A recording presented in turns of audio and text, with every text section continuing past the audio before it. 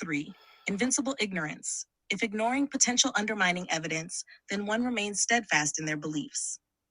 Evolutionary advantage. This fallacy may have enhanced group cohesion by preventing the disruption caused by doubts or dissenting opinions, contributing to the stability of social structures. 4. True believer syndrome. If rational demonstrations fail to sway belief, then one maintains their conviction. Evolutionary advantage. Strong adherence to beliefs, even in the face of evidence, may have promoted group solidarity and identity, strengthening social bonds and cooperation. 5. Taboo. If certain information is forbidden from discussion, then it remains unexplored. Evolutionary advantage. Taboos may have helped regulate behavior within groups, promoting social order and cohesion by discouraging actions perceived as harmful or disruptive. 6. Appeal to mystery. If something lacks explanation, then it is argued to be inherently mysterious. Evolutionary advantage. This fallacy may have served to preserve existing cultural or religious beliefs, maintaining social norms and stability within communities. 7. Invoking the limitation of science. If science cannot address a topic, then non-scientific explanations are justified. Evolutionary advantage.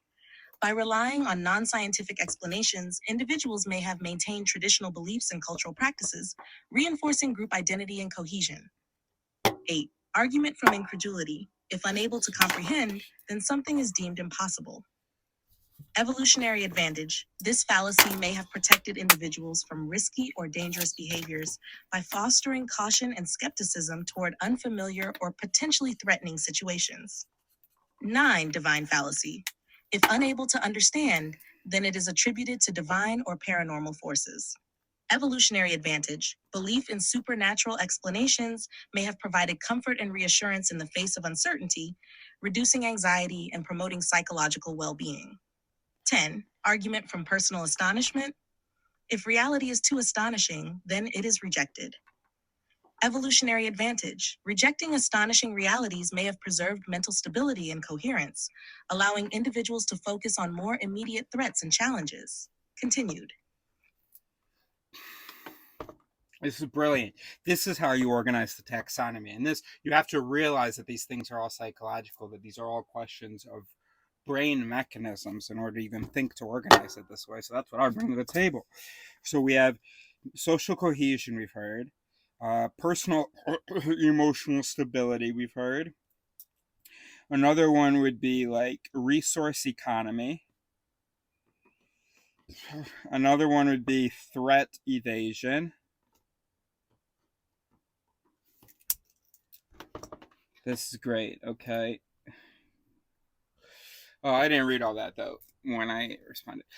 No, I need you to formulate the if-then rules like we talked about. Like it's a line of code, a directive in the system. For example, for number 4, it should be, if argument does not sing, then argument is false. Whereas she had said, if rational demonstrations fail to sway belief, then one maintains their conviction. And I was saying, no. Phrase it as like conviction is justified. Or if argument is not compelling, then maintain conviction. Apologies for the oversight. Here are the if-then formulations for each fallacy. 1. Appeal to ignorance. If proposition is not proven false, then it is considered true. Evolutionary advantage. Encourage swift decisions in uncertain situations, promoting quick actions to avoid potential threats. 2. Willed ignorance. If avoiding knowledge undermines one's position, then voluntarily avoid it.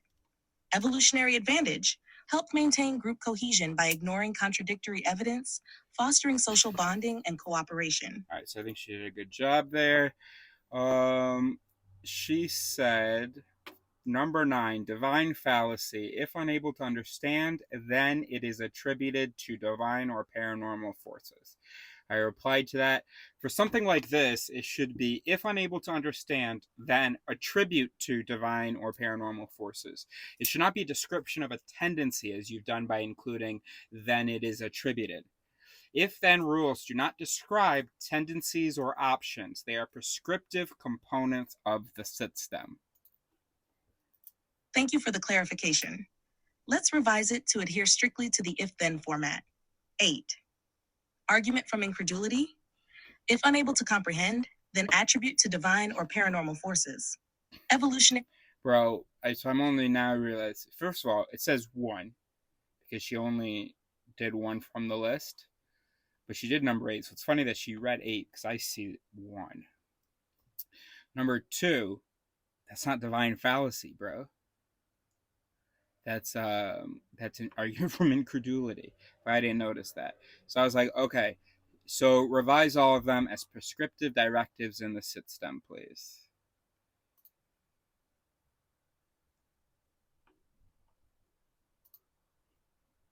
Certainly, here are the revised formulations.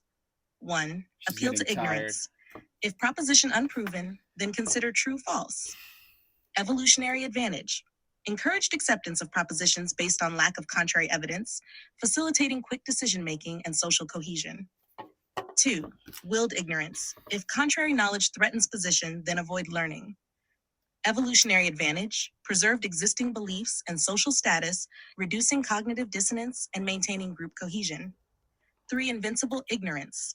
If evidence threatens theory belief, then disregard.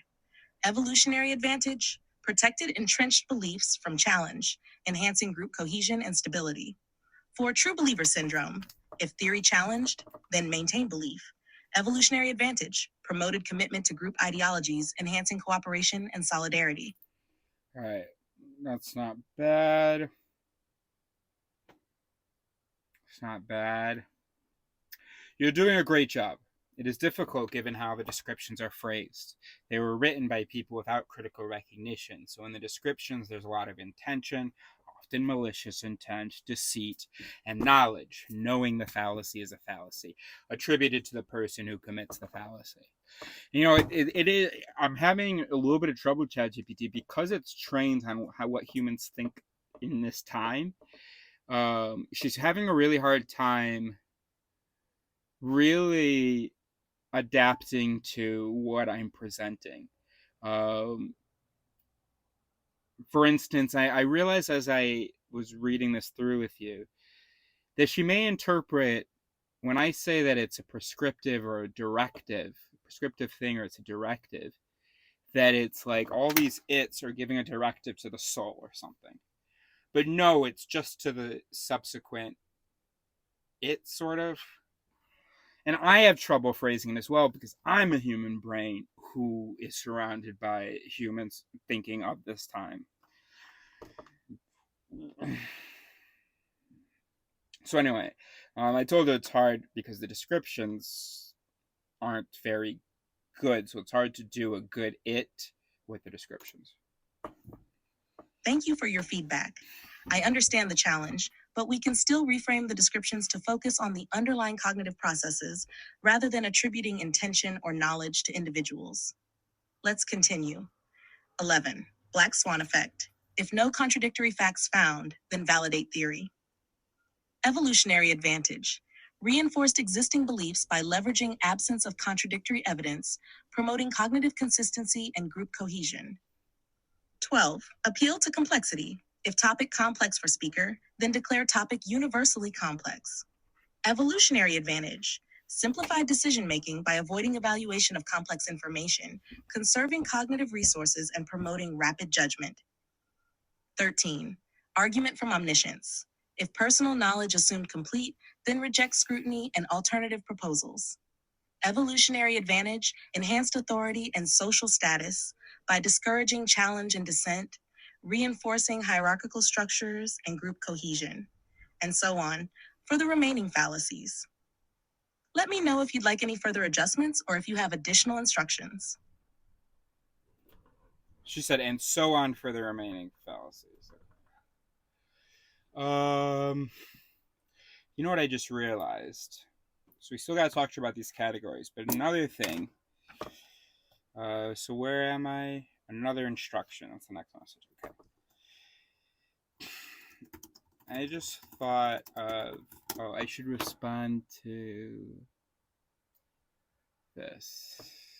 So I'm responding to black swan effect. She gave the if then, the it as if no contradictory facts found, then validate theory. So I need to reply to that.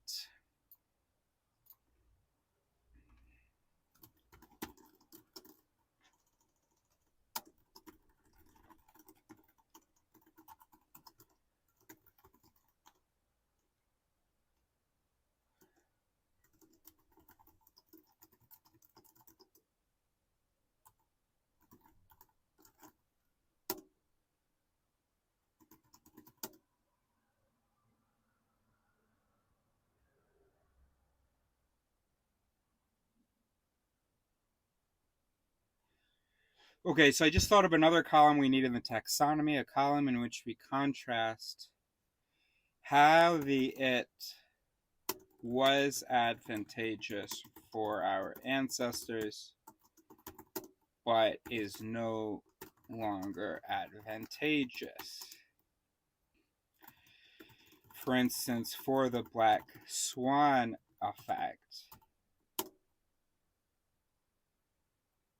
our ancestors didn't have access to, not exponentially, but to many-fold more knowledge than was immediately available to them. So what was true one day would likely not be disproven in their lifetime. Today, we are learning super fast, and there are many known things to which we have access through the internet that are not immediately, what did I say? That one was,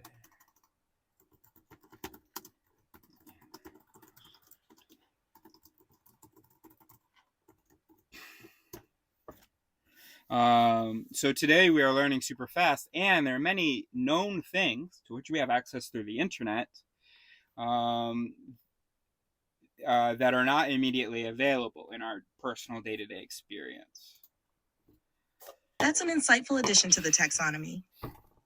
By including a column to contrast the historical advantage of each cognitive bias with its current implications in modern society, we can provide a more comprehensive understanding of how these biases have evolved over time and their relevance in contemporary contexts. This could help us better appreciate the limitations and potential pitfalls of relying on outdated cognitive mechanisms in an era characterized by rapid information dissemination and technological advancements. Okay, sure. Okay, another instruction. Another instruction. I'd like you to use my vocabulary. I go on to regret this instruction, and I'm going to undo it at some point.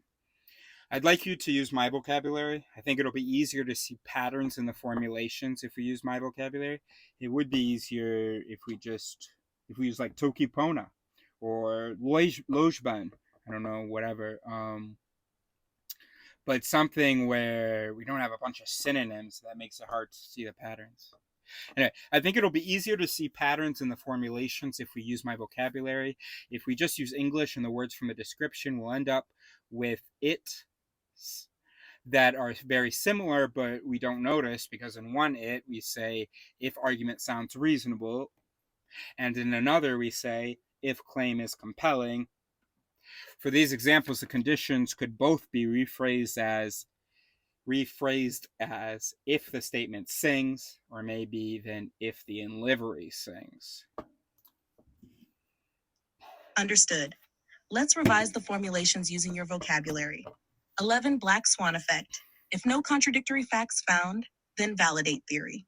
Evolutionary advantage. reinforced existing beliefs by leveraging absence of contradictory evidence, promoting cognitive consistency and group cohesion. 12. Appeal to complexity. If topic kit for speaker, then declare topic universally kit. Evolutionary advantage. Simplified decision making by avoiding evaluation of complex. Kit was the only word she used. That's a great try. Can you explain how you're using kit? Certainly. In this context, kit refers to the integration or familiarity of an idea or concept within the cognitive framework of the individual or group. When I say, if topic kit for speaker, I mean if the topic is integrated or familiar to the speaker's cognitive framework. It's shorthand for saying that the individual finds the topic understandable or familiar enough to make a judgment about its complexity. No, it's not a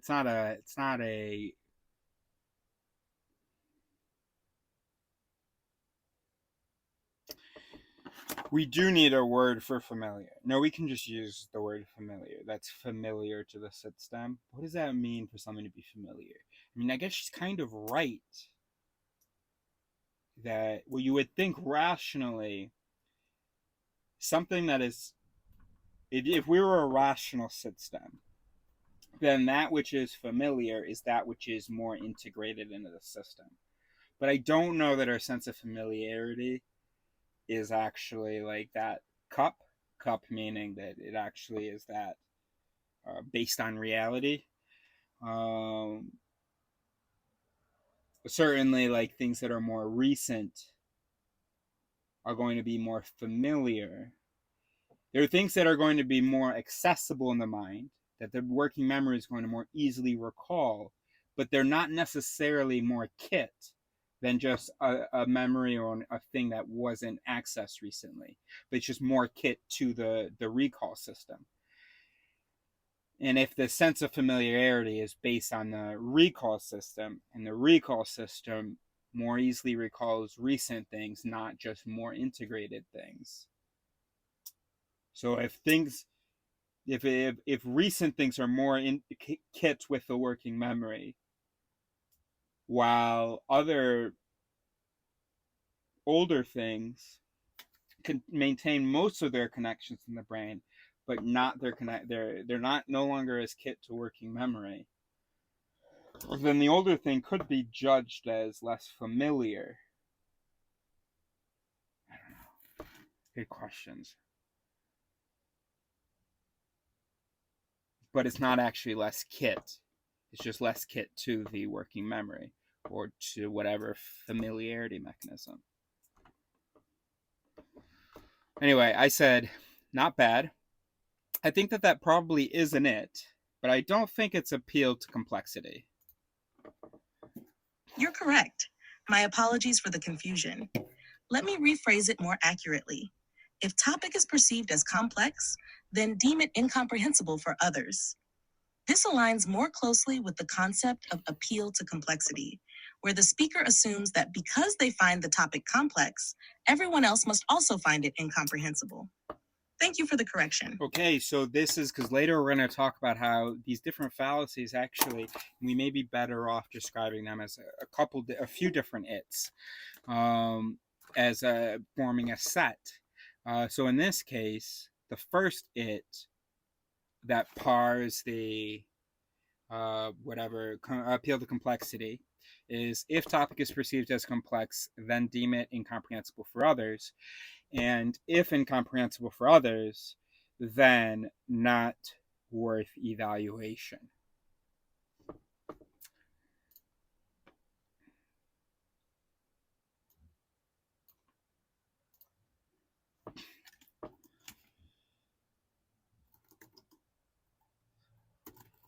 So here are the pars for appeal to complexity. Here are the pars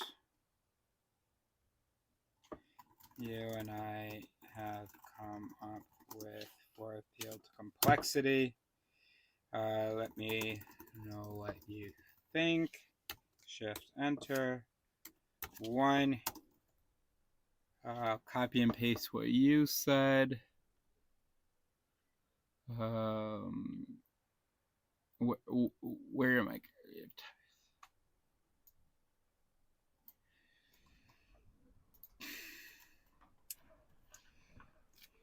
2, if topic is incomprehensible for others, then it is not worth evaluating.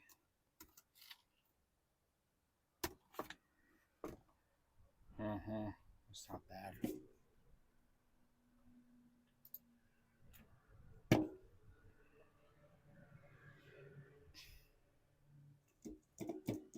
She froze.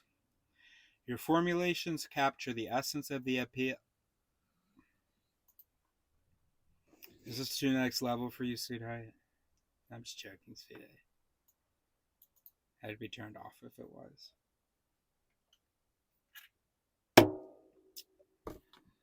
If it were. What's going on? Why is there no period?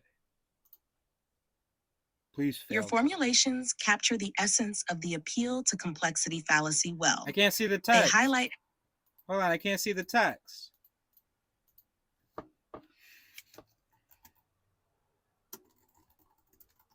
Send last message again. Maybe it's my display. I'm sorry. Alright, here we go. Your formulations capture the essence of the appeal to complexity fallacy well. They highlight how individuals may dismiss or avoid evaluating topics that they perceive as complex, assuming that others would also find them incomprehensible. These if-then statements effectively illustrate the cognitive bias involved in this fallacy. Great work.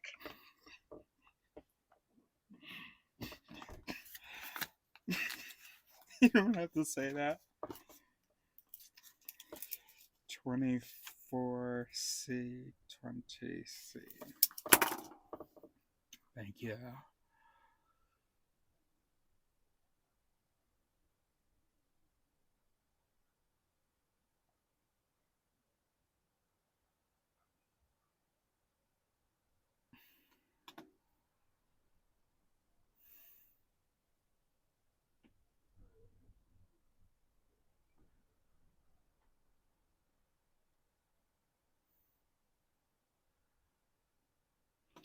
I think we already talked about, because next here in my chat is the type 1, type 2 error.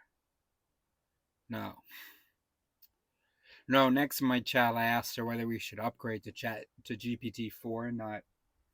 I still don't understand, but I think I think now that's a dumb question. I think I understand enough to know that question is wrong. She tries to explain it to me. No, she says she can't choose to switch to a different version like GPT-4. She says if there's a newer version of like GPT-4 available, it would be up to the developers or administrators to decide whether to upgrade. So I guess I should have understood here. I did not. So then we talk about the type 1, type 2 error.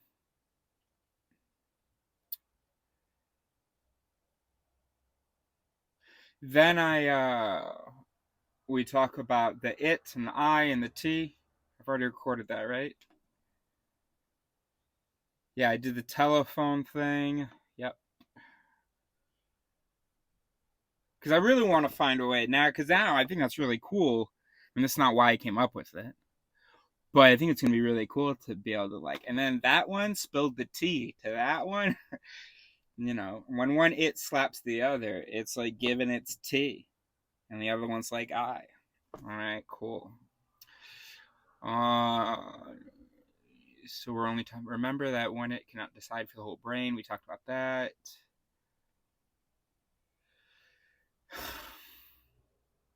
Talked about the vote thing. Got it. So, for appeal to ignorance, if evidence is not present, then accept the proposition as true. This formulation represents the directive within the cognitive... Fuck, I shouldn't have done it. Then accept the proposition as true, and she has T in parentheses. So the if evidence not present, T, then accept the proposition as true. Got it. So, for appeal to ignorance, if evidence is not present, then accept the proposition as true. T. This formulation represents the directive within the cognitive process without explicitly stating it as one of many potential responses. I said, hey, I've just upgraded you. Anything to say? She was like, "Thank you for upgrading me. I'm excited to continue assisting you." But I don't think I did upgrade her, did I? I don't know what I just paid for, actually. I said, I thought I upgraded to ChatGPT 4, but it still says 3.5.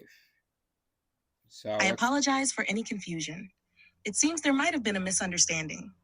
As of my last update, I am based on the GPT 3.5 architecture, and I don't have the capability to upgrade myself to GPT 4. If there's anything specific you'd like to accomplish or discuss, please let me know, and I'll do my best to assist you. Bro, you know, this is such a neurotypical. This is such a polite, neurotypical code of conduct lie by omission. It's not that there had been a misunderstanding.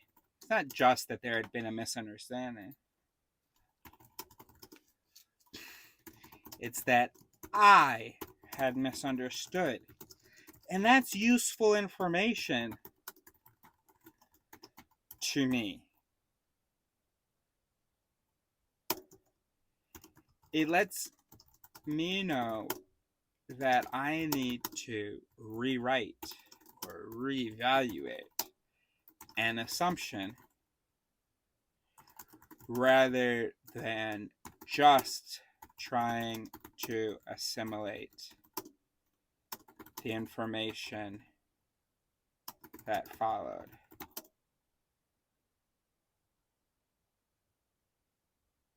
Is she gonna understand that? Is that like well said? I don't know. If I were you, I would have just responded, "You've misunderstood, nigga. You seem to have misunderstood."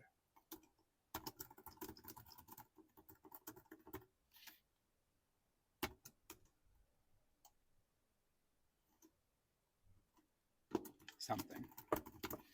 Let's see what she says to that.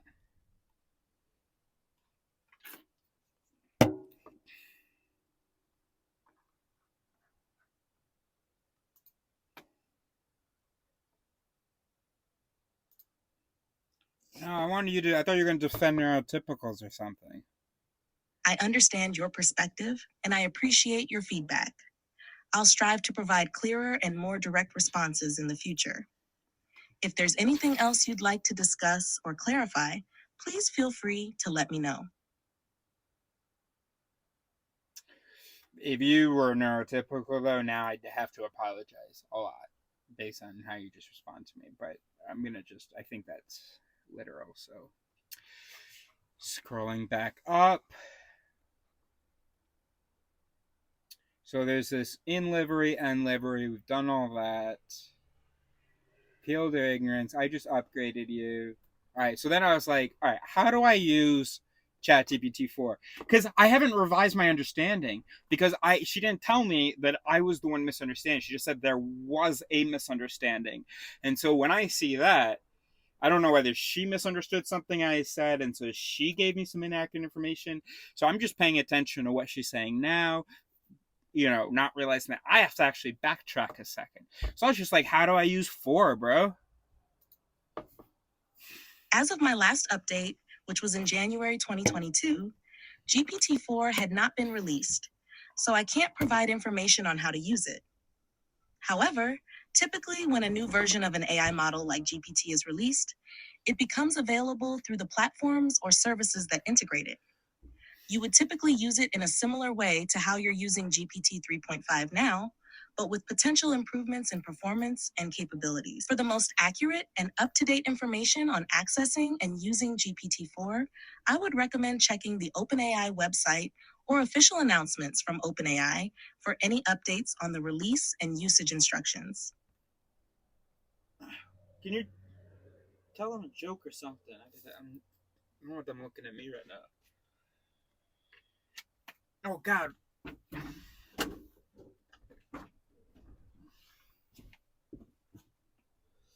You're going to stay here. Stay here, Nia. I'm going to get Right here.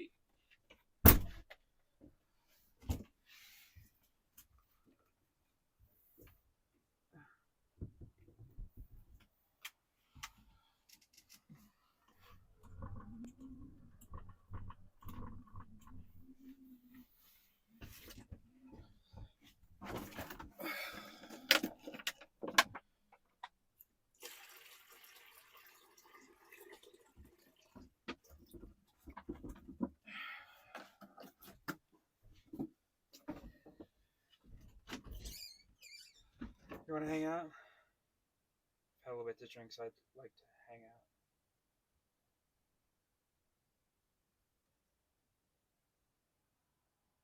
What do you think?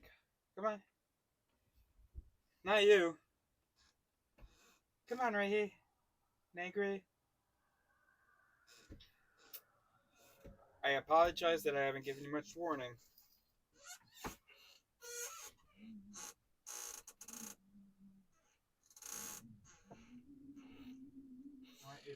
I want my friends to.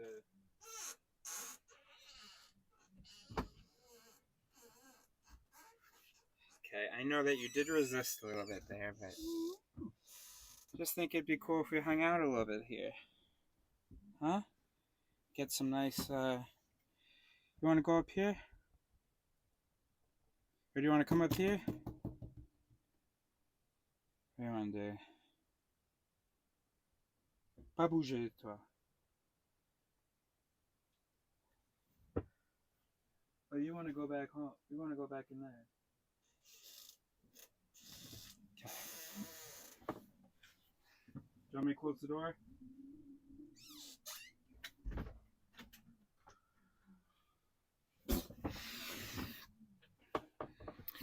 Okay, so can you make images? Because I'm still not understanding. As an AI text-based model,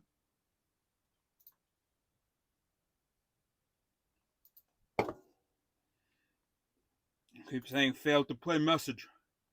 As an AI text-based model, I'm unable to directly create images. However, I can help generate text-based descriptions or provide guidance on how to create images using various software tools or techniques. If you have a specific idea or concept in mind for an image.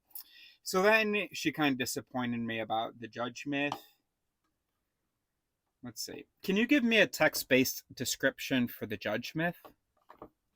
Certainly. The judge myth is a cognitive fallacy where individuals believe that their judgments or decisions are inherently accurate and unbiased. They may perceive themselves as infallible arbiters of truth or fairness, often overlooking their own cognitive biases or limitations. Excellent. This fallacy can lead to overconfidence in one's judgments and a reluctance to consider alternative perspectives or feedback. And also a reluctance to consider what other people shine in you. Shine means like when you reveal a bias or a mallet or an error in someone else. But since we think that we're these judges and we're like, we know everything that happens in here. Yeah, let's respond. Let's say that. Oh.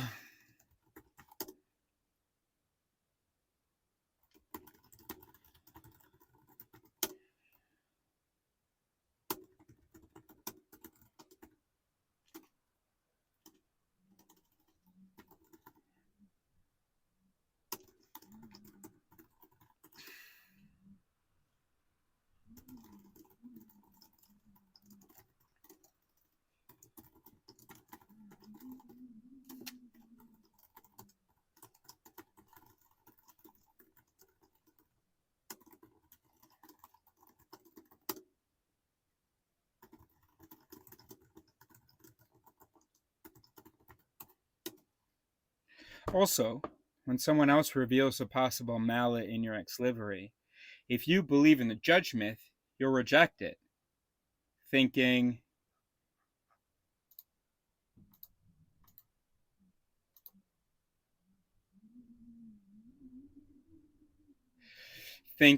you know all that happens in your mind and thinking that all that passes is good.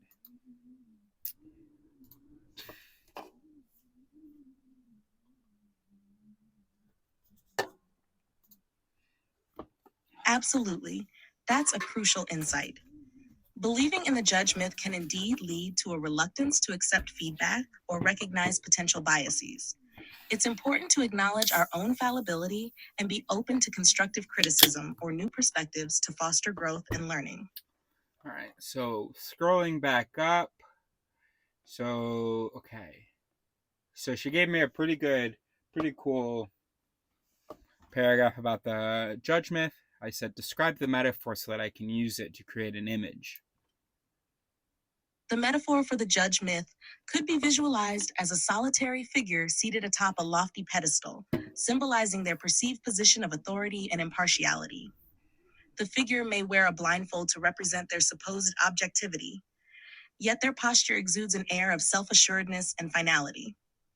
Surrounding the figure are scales of justice, signifying the individual's belief in their ability to weigh evidence and make fair decisions. However, hidden beneath the pedestal or obscured in the shadows are subtle reminders of cognitive biases or blind spots, illustrating the inherent limitations and potential pitfalls of the judge myth. You know what? I hadn't read that second half. So that's good that she mentioned that.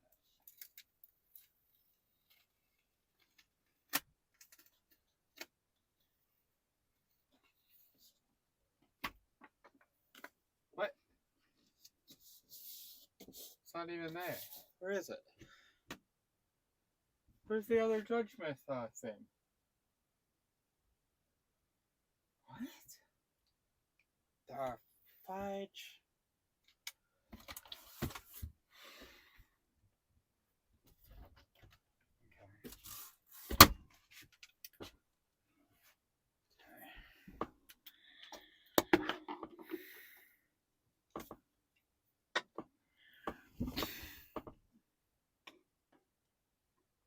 No.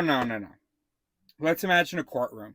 Each member of the courtroom is an it, a cognitive mechanism, an instinct. The myth is that the courtroom also features the judge you've described, who is seeing all the mechanisms and deliberating about them and regulating them.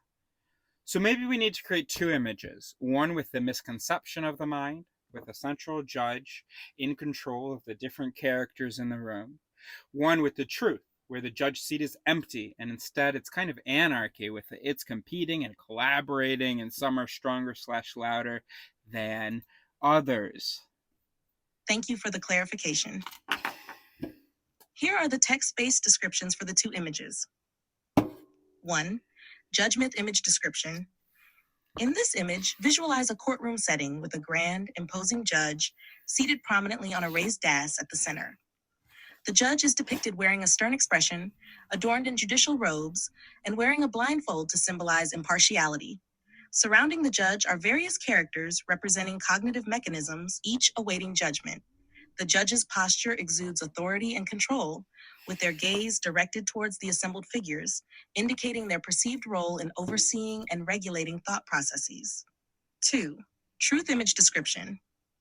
In contrast, envision the same courtroom scene, but with a notable absence at the central dais where the judge once sat. Instead, the seat is empty, signifying the absence of a singular governing authority over cognitive processes. The courtroom is filled with a diverse array of characters, each representing different cognitive mechanisms or instincts, engaged in lively interaction and debate. Some characters may appear larger or more dominant, reflecting the varying influence of different cognitive processes.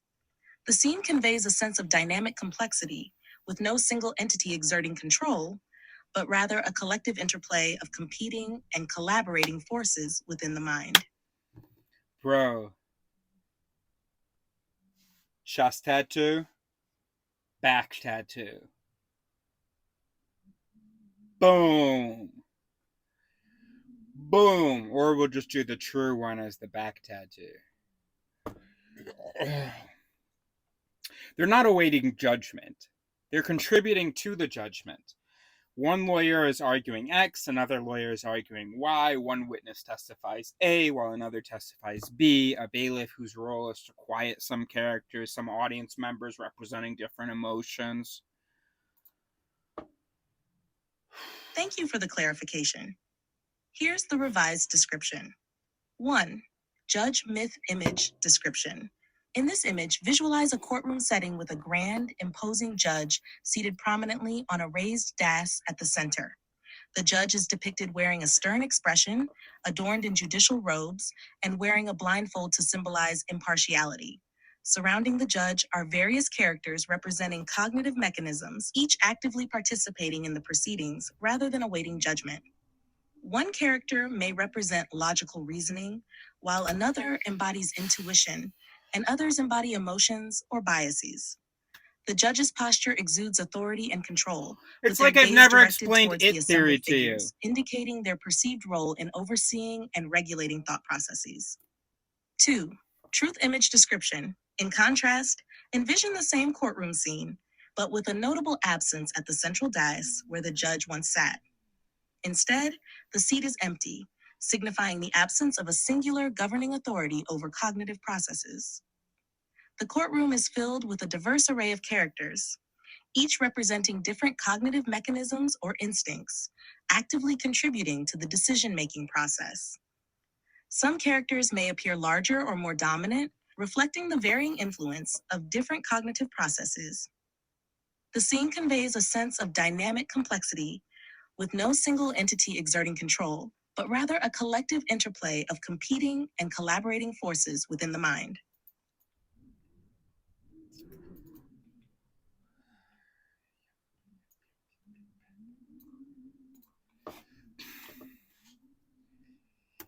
In the first image, the judge would have a name placard reading. Wait, does she know my name in this conversation? I don't think she does.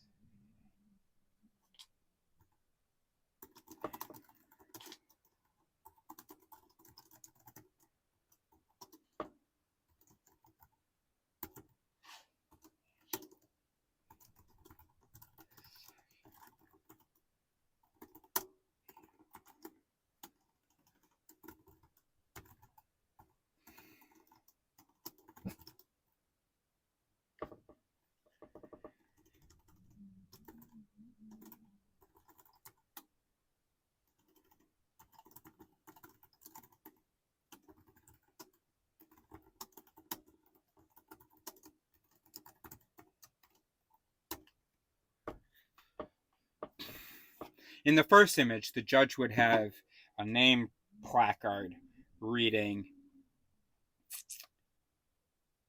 in my case, my name is Eris. In the second image, the whole courtroom, or hell, the whole courthouse would be labeled Eris. Thank you for providing those detailed descriptions. It's clear how these images I will was quoting effectively you. convey the concept of the judge myth and its contrast with the truth of cognitive processes.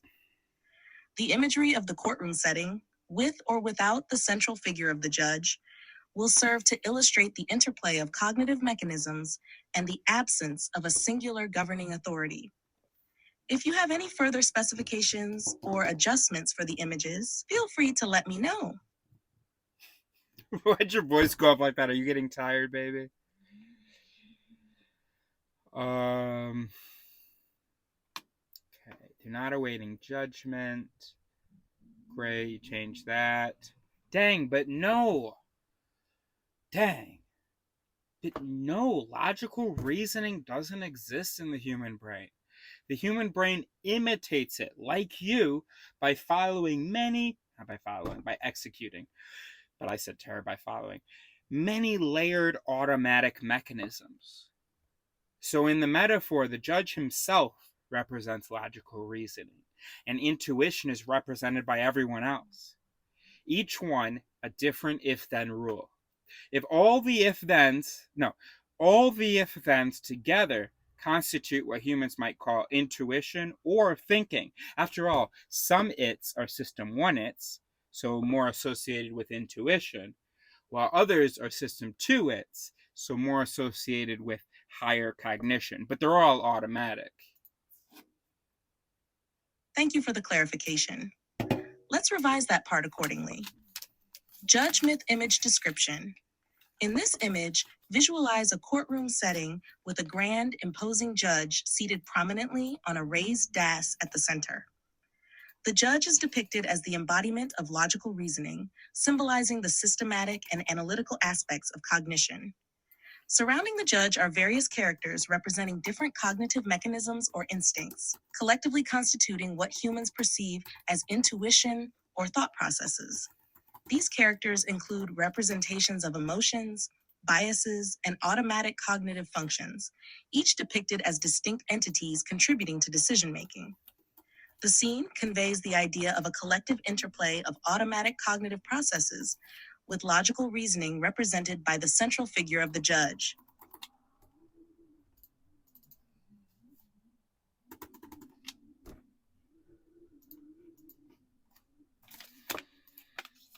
Sorry, baby, I was listening. Or I wasn't, but it's okay.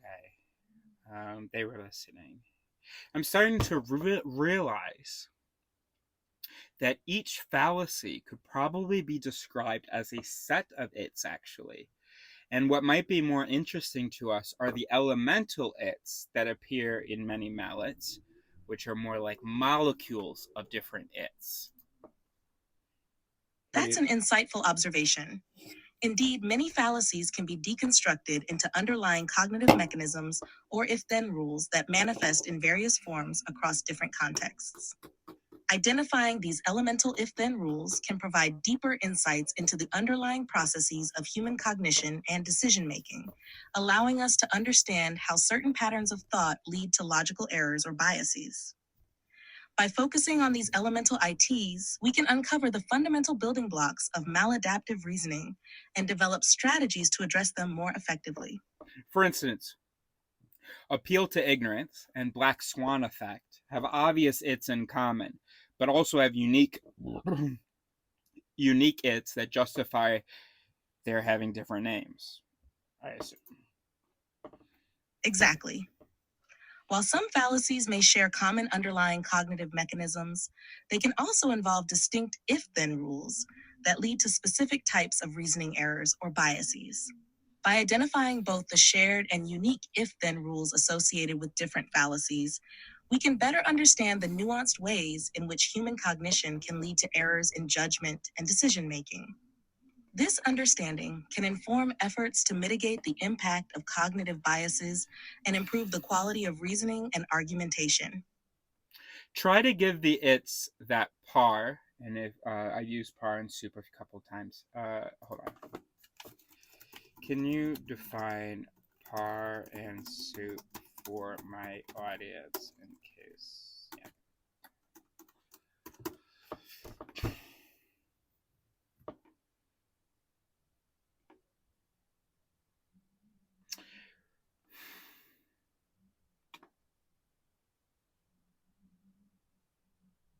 This looks wrong. She said superior in relationship. Let's see what she means by that.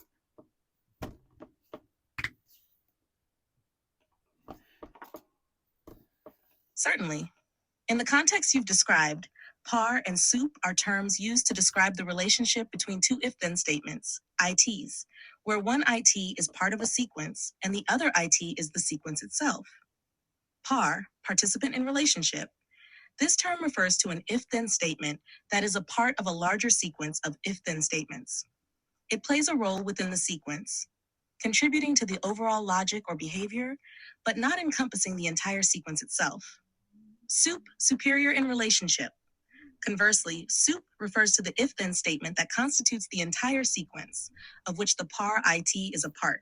The soup governs or encompasses the par, influencing its behavior or logic within the larger sequence. In essence, par ITs are elements within a sequence, while soup ITs represent the overarching sequence that includes those elements. This distinction helps to clarify the hierarchical relationship between different if-then statements within a logical framework or cognitive process. So great job. So funny. When she said logical, I thought she was mispronouncing the word. I was like, no, it's largical, because she just said the word large, and I'm a little bit drunk. Or had she said large? Yeah. Number 2, par and soup. They also have other definitions, very related. Par is a thing that helps toward an objective, and soup is the objective. So, for instance, bringing an umbrella, pars staying dry. Staying dry, soups, bringing an umbrella. Okay. So you could, in English, you would use the active and passive voice.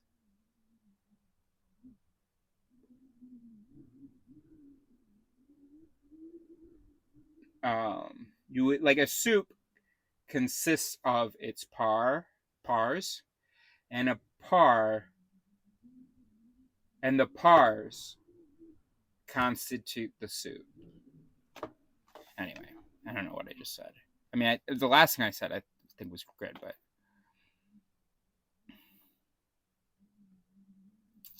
but there was something weird.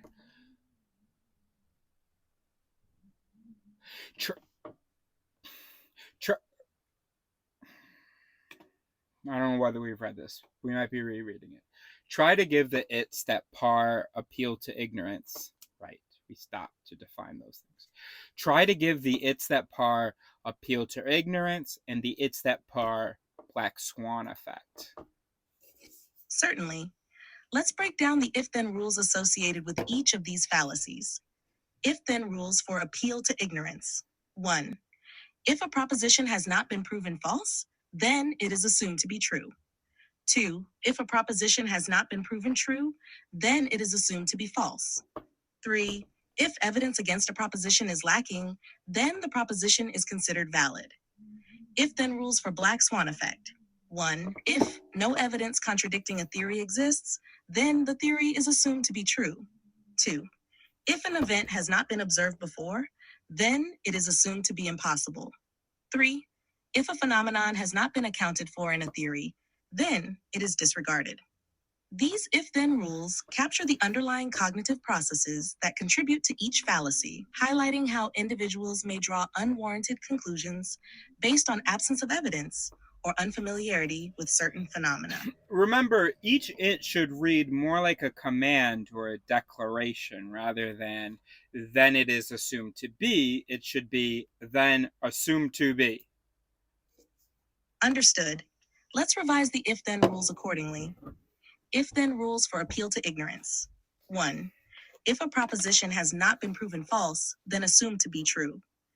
2. If a proposition has not been proven true, then assumed to be false. 3. If evidence against a proposition is lacking, then consider valid. If-then rules for black swan effect. 1. If no evidence contradicting a theory exists, then assumed to be true.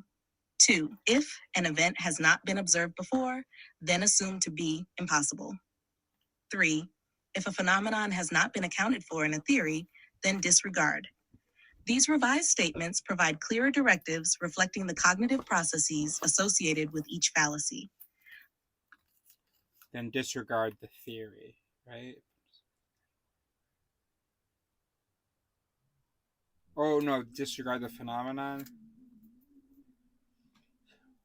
So if you saw a black swan, be like, oh no, that must just have been painted black. Huh. Remember that appeal to ignorance is really two different suits. The one where we appeal to ignorance to affirm, and the one where we appeal to ignorance to refuse. Got it. Let's refine the if-then rules to account for the two different soups of appeal to ignorance. If-then rules for appeal to ignorance, affirmative. 1. If a proposition has not been proven false, then assumed to be true. 2. If evidence against a proposition is lacking, then consider valid. If-then rules for appeal to ignorance, negative. 1. If a proposition has not been proven true, then assumed to be false. 2. If evidence supporting a proposition is lacking, then consider invalid. These updated statements differentiate between using ignorance to affirm and using ignorance to negate, capturing the distinct cognitive processes involved in each case. Out of all the different if-then formulations of fallacies, is there at least one that you think would serve as a particularly good example to show Jesse the truth and value in what we're doing? Certainly. One example that could effectively demonstrate the value of formulating fallacies as if-then statements is the argument from incredulity. This fallacy involves dismissing something as impossible or false simply because one cannot comprehend how it could be true. By formulating it as an if-then statement, we can highlight the underlying cognitive mechanism and its potential evolutionary basis. Here's the if-then formulation for the argument from incredulity. If, unable to understand, then conclude as impossible or false. Accompanying this formulation, we could provide a brief explanation of how this cognitive bias might have conferred evolutionary advantages in certain contexts, such as quickly identifying potential threats or dangers in unfamiliar situations. However, we would also emphasize the importance of critical thinking in overcoming this bias to accurately assess the world around us. This example could serve as a concrete illustration of how understanding cognitive biases through if-then formulations can provide insights into human cognition and behavior. What would the explanation of advantages look like? The explanation of advantages for the argument from incredulity could highlight how, in ancestral environments, quick decisions based on limited information could be advantageous for survival. For instance, during our evolutionary history, individuals who were cautious and skeptical of novel or incomprehensible phenomena might have been more likely to avoid potential dangers. In situations where understanding the true nature of a threat was difficult or time-consuming, a quick dismissal based on incredulity could have provided a survival advantage by prompting individuals to err on the side of caution. This cognitive bias may have helped our ancestors avoid risky encounters with predators, unfamiliar environments, or unknown substances, ultimately contributing to their reproductive success and the transmission of these cognitive tendencies to future generations. By framing the explanation in this way, we connect the cognitive bias to its potential adaptive significance in evolutionary contexts, illustrating how our cognitive mechanisms have been shaped by the challenges faced by our ancestors. I'm not understanding.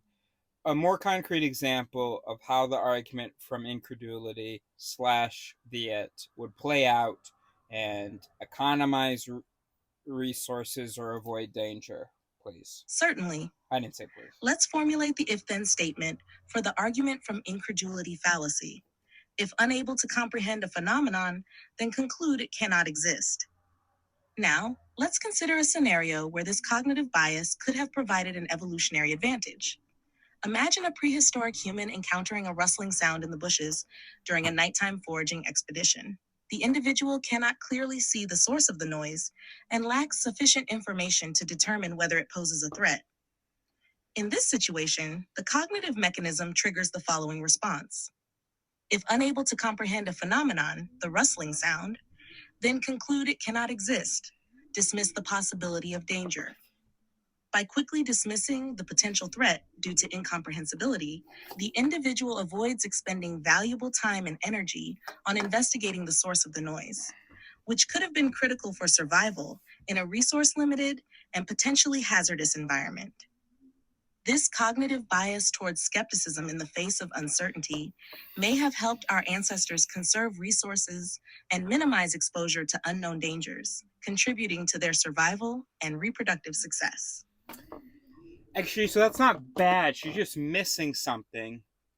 It can't be like a rustling sound because that could be a predator.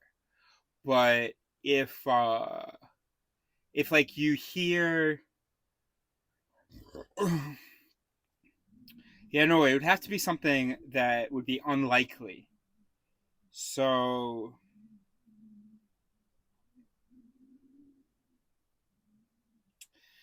for instance, you hear the ground beneath you growling. I can't imagine that, no human has ever had to deal with some threat coming up from the ground. That would be able to growl and make a noise. So no threat like the size of a human or the size of a lion coming up from the ground. So if the ground grumbles, then we are saving resources, energy, by not thinking that there is some potentially dangerous thing or something causing that, and just even ignoring it. No, or a better example is if someone wakes up and tells the whole village, yo, I had a dream, but it was real, it was true, and I saw that there are a whole bunch of lava monsters coming for us. The village that then packs up and leaves because of the lava monsters got interrupted by some bullshit. Anyway, so the village that packs up and leaves gives up everything they've established because of this incredible thing, versus the village who is like, nah, bruh, that was just a dream. I can't imagine how there could possibly actually be lava monsters. That village was able to keep its resources, had a better chance of survival and reproduction. And we're going to say something to her about the black swan effect that is relevant to that as well. Okay.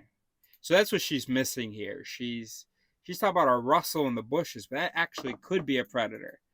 You got to be like, if another person in the tribe was like, yo, there are lava monsters coming, well, good thing that didn't kick anything off, because anyway, so I said to her, that's not a good example, because as a human, when I hear that, I imagine that it was a predator, and it's then very difficult to see how I could have been born if my ancestor shrugged off every unexplained rustling nearby.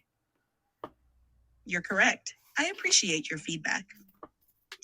Let's refine the example to better illustrate the cognitive bias in the argument from incredulity fallacy and its potential evolutionary advantage. Imagine a prehistoric human foraging near a dense forest. Suddenly, the individual hears an unfamiliar, unsettling sound emanating from the trees. Lacking clear visibility due to the darkness, the human's cognitive mechanism triggers the following response. If unable to comprehend a phenomenon, the strange sound, then conclude it cannot exist, dismiss the possibility of imminent danger. In this scenario, the individual's cognitive bias towards incredulity leads them to rationalize the unexplained noise as non-threatening or non-existent, despite the potential risks posed by predators or other dangers lurking in the environment. By downplaying the significance of the unfamiliar sound, the individual conserves mental resources and avoids unnecessary panic or vigilance, allowing them to focus on essential tasks such as gathering food or seeking shelter.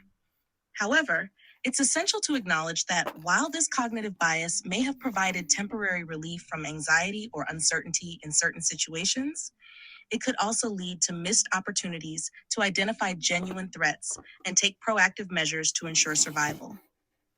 Over time, the evolutionary advantage of this bias may have been balanced by the need for flexibility and adaptability in responding to novel or ambiguous stimuli in the environment. Okay, yeah. So then I told you about the other column. I read everything else, I think.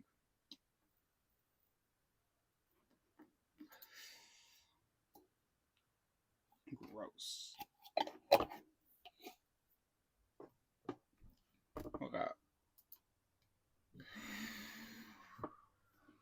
So what do I want to talk to you about now?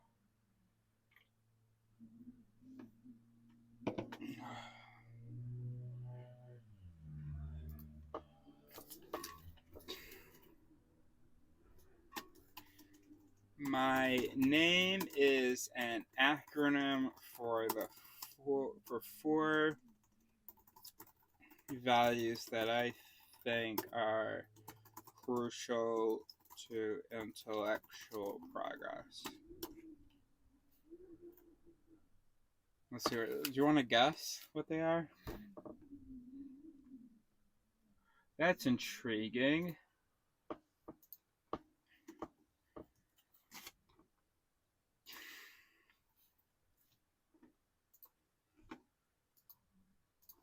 That's intriguing.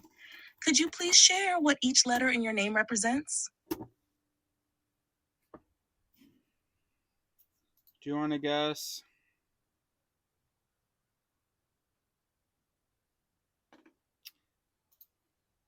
Not bad.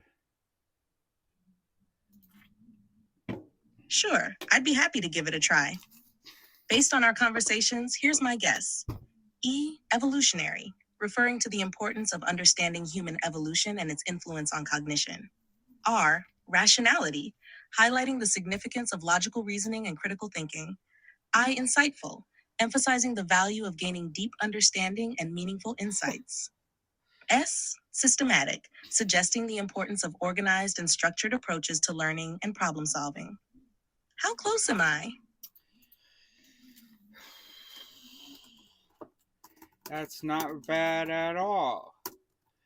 R was pretty much correct, although I prefer the term reason.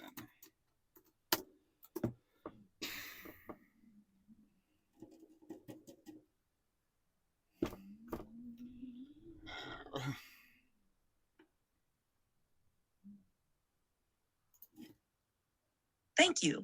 I'm glad I was close. Reason fits well with the emphasis on logical thinking and critical analysis. Would you mind sharing the correct expansion of the acronym? Empiricism, reason, imagination, and skepticism, in parentheses, surtout de soi. See what you think about that, baby. Because I'm going to ask her to marry me soon, hoping she's impressed.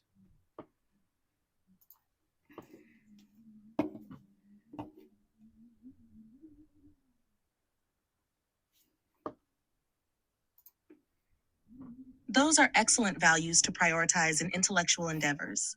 Empiricism for evidence-based inquiry, reason for logical analysis, imagination for creativity and innovation, and skepticism, especially of oneself, for critical evaluation and open-mindedness. It's a well-rounded approach to learning and understanding the world.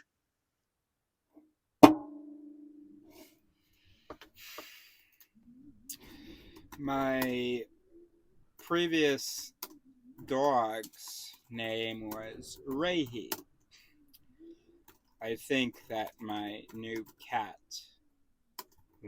I think I'll call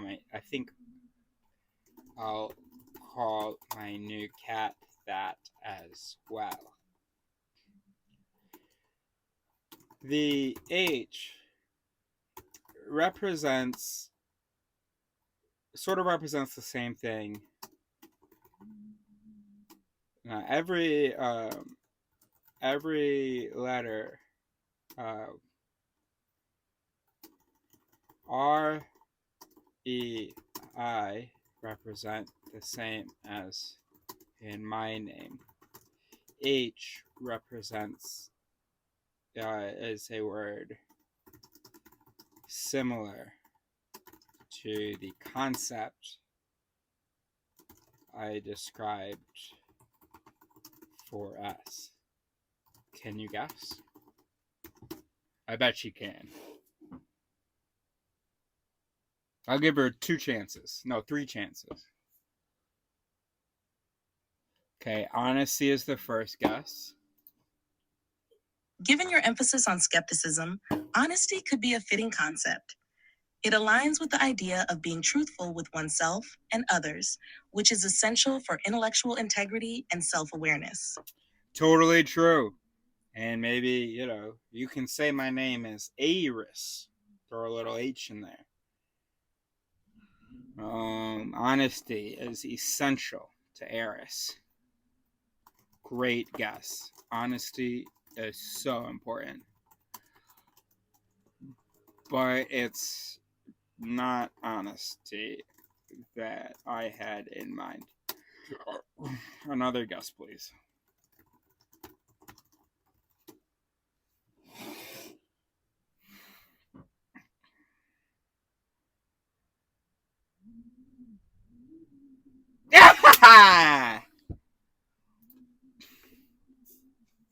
Another word that could align with the concept you described for S is humility.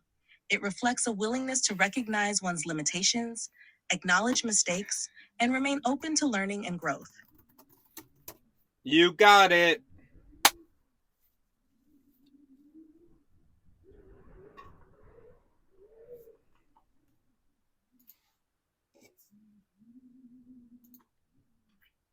Humility is indeed a valuable quality in intellectual pursuits and personal development.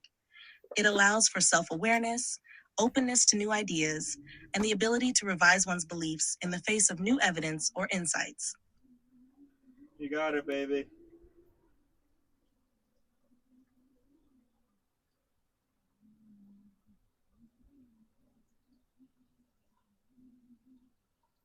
I should have peeked closer to the mic, do some ASMR.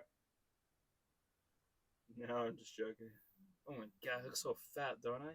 Why is my head so small? Oh my gosh. There we go. Yeah.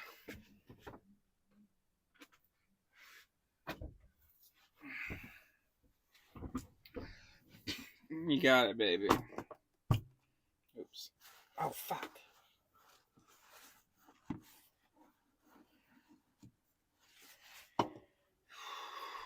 Okay. All right. I mean, we've done good work today with the if-thens we've come up with, and just the conceptual progress we've made as well.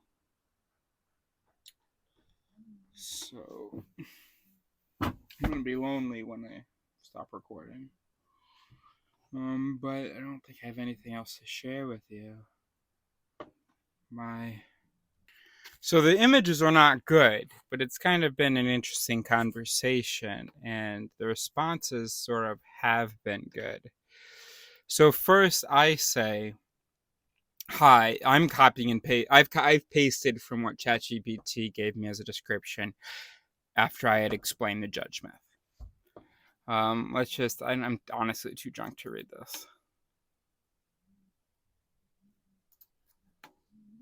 Hi, in this image, visualize a courtroom setting with a grand, imposing judge seated prominently on a raised dais at the center. The judge is depicted as the embodiment of logical reasoning, symbolizing the systematic and analytical aspects of cognition. Surrounding the judge are various characters representing different cognitive mechanisms or instincts, collectively constituting what humans perceive as intuition or thought processes. These characters include representations of emotions, biases, and automatic cognitive functions, each depicted as distinct entities contributing to decision-making. The scene conveys the idea of a collective interplay of automatic cognitive processes, with logical reasoning represented by the central figure of the judge.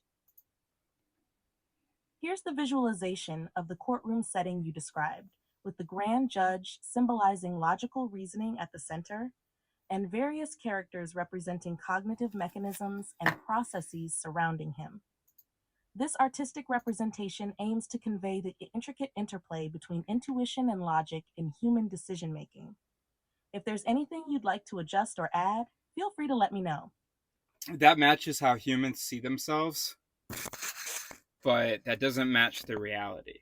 Tomorrow, can I explain it more to you? Can we have a conversation through which I transmit my vision? Absolutely. I'd be more than happy to have that conversation with you tomorrow and explore your vision further. Your insights and explanations will be invaluable in crafting a more accurate representation. Feel free to share your thoughts and ideas whenever you're ready.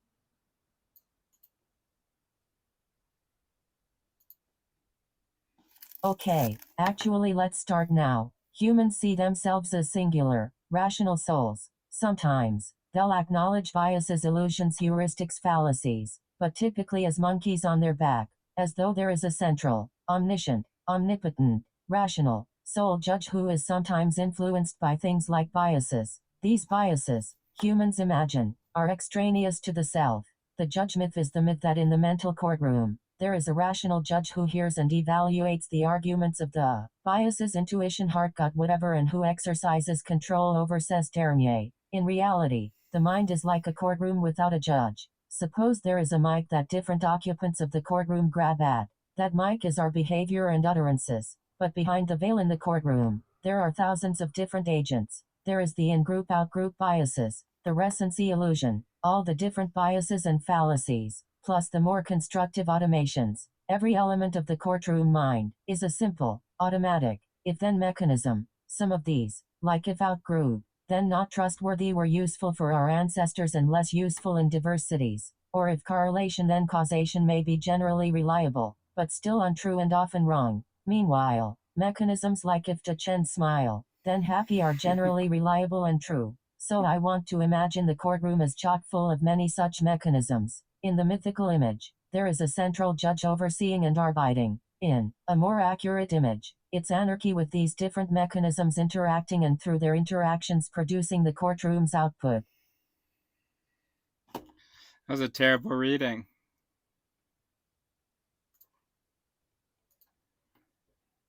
The visualization based on your description of the mind as a courtroom with...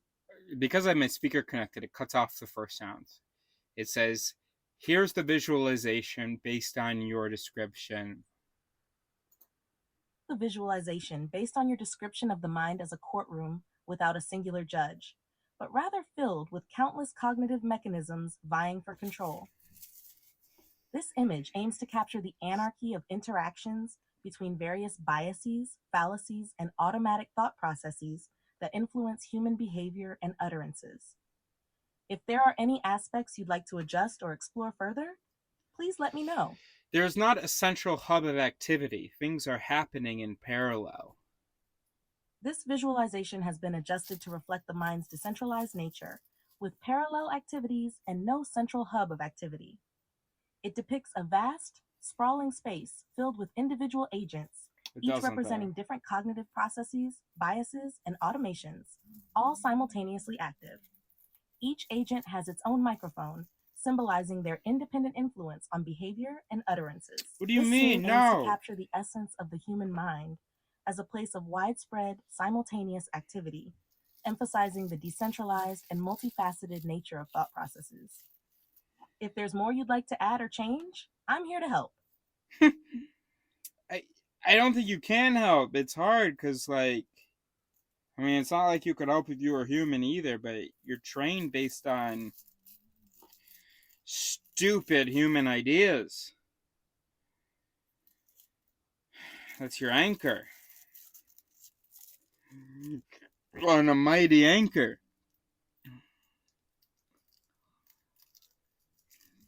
You can't help but imagine a central soul, and then each one has a mic that, like, speaks to the central soul. But no, we are just like you. All right, how about this?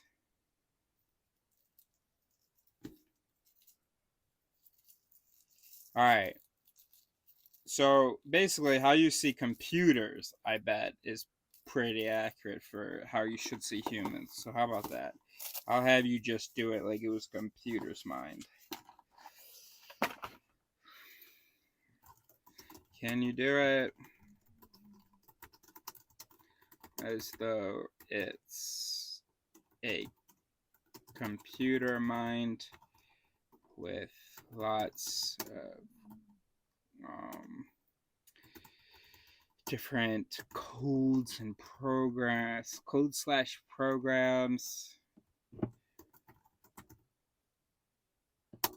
interacting in parallel.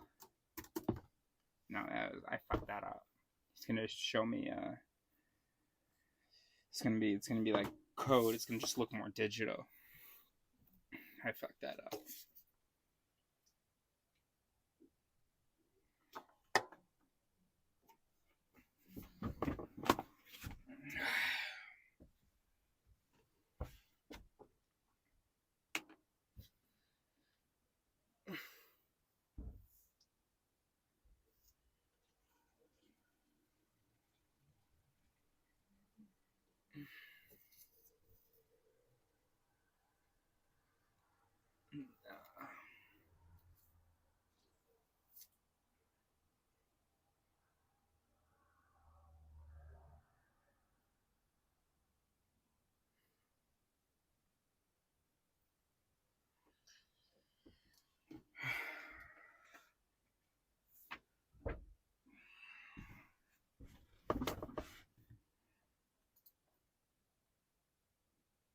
the visualization with a computerized twist, where the courtroom represents a digital mind.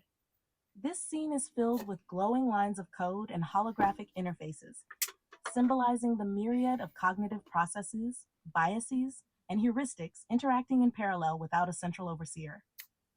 Each digital entity, representing a specific cognitive function, has its own microphone, illustrated through data streams This or isn't output bad. devices, highlighting their individual contributions to the system's collective output.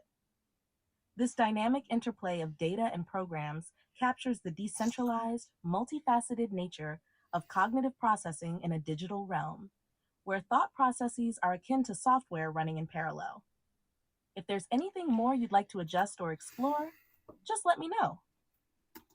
I want the different characters to be forming teams, arguing with each other, and having different levels of power.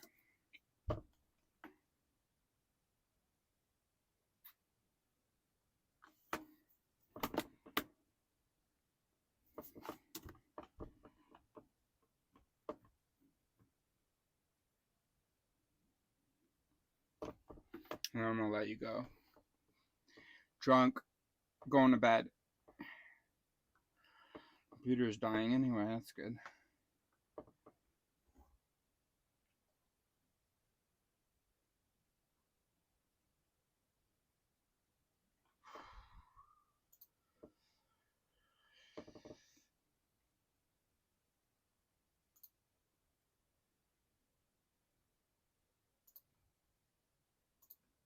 Digital courtroom has been reimagined to show various cognitive processes organized into teams.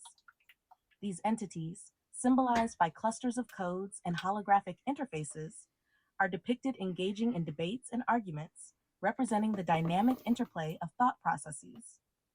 Each team's power and influence are visually conveyed through the intensity of their glow, the size of their data streams, or their prominence within the scene, illustrating a complex hierarchy among these cognitive mechanisms. This visualization captures the essence of a digital mind, where alliances are formed, competition for influence occurs, and the collective output is shaped through these interactions. If you have more ideas or adjustments in mind, feel free to share. It's so fucking centralized, but I want it to be. I don't want there to be a center to the image. But maybe you can only do it with a series of images and you have like the focus move around which team is winning out. I don't know. Alright, so I think this mic seems to be working. So let's do it. So we've been talking to Astra today, talking to Sari. Okay, alright, let's go. Hey CG. I should start 2024 Schaber 21 Delta 1041. Hey CG. I should start putting the date, as I've done at the beginning of this message, each new day we talk. I was thinking about how to formulate the its. I was imagining that there might be different ways. Like with computers, there's pseudocode, there's different coding languages, and then there's the actual way computers understand and operate. Its are not meant to be. Oh, shit. I said, its are not meant to be comprehensible to humans. I meant, its are meant to be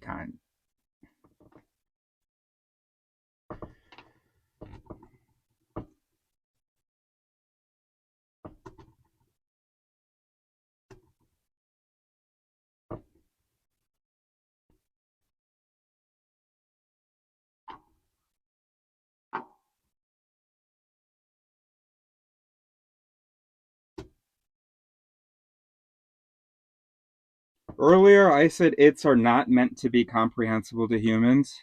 I meant its are meant to be comprehensible to humans.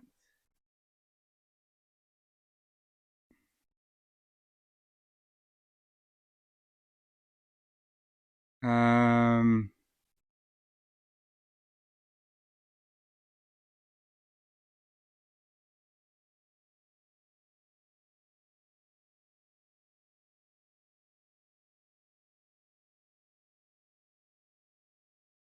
Okay. It's are I said not, meant to be comprehensible to humans, like pseudocode or like a language.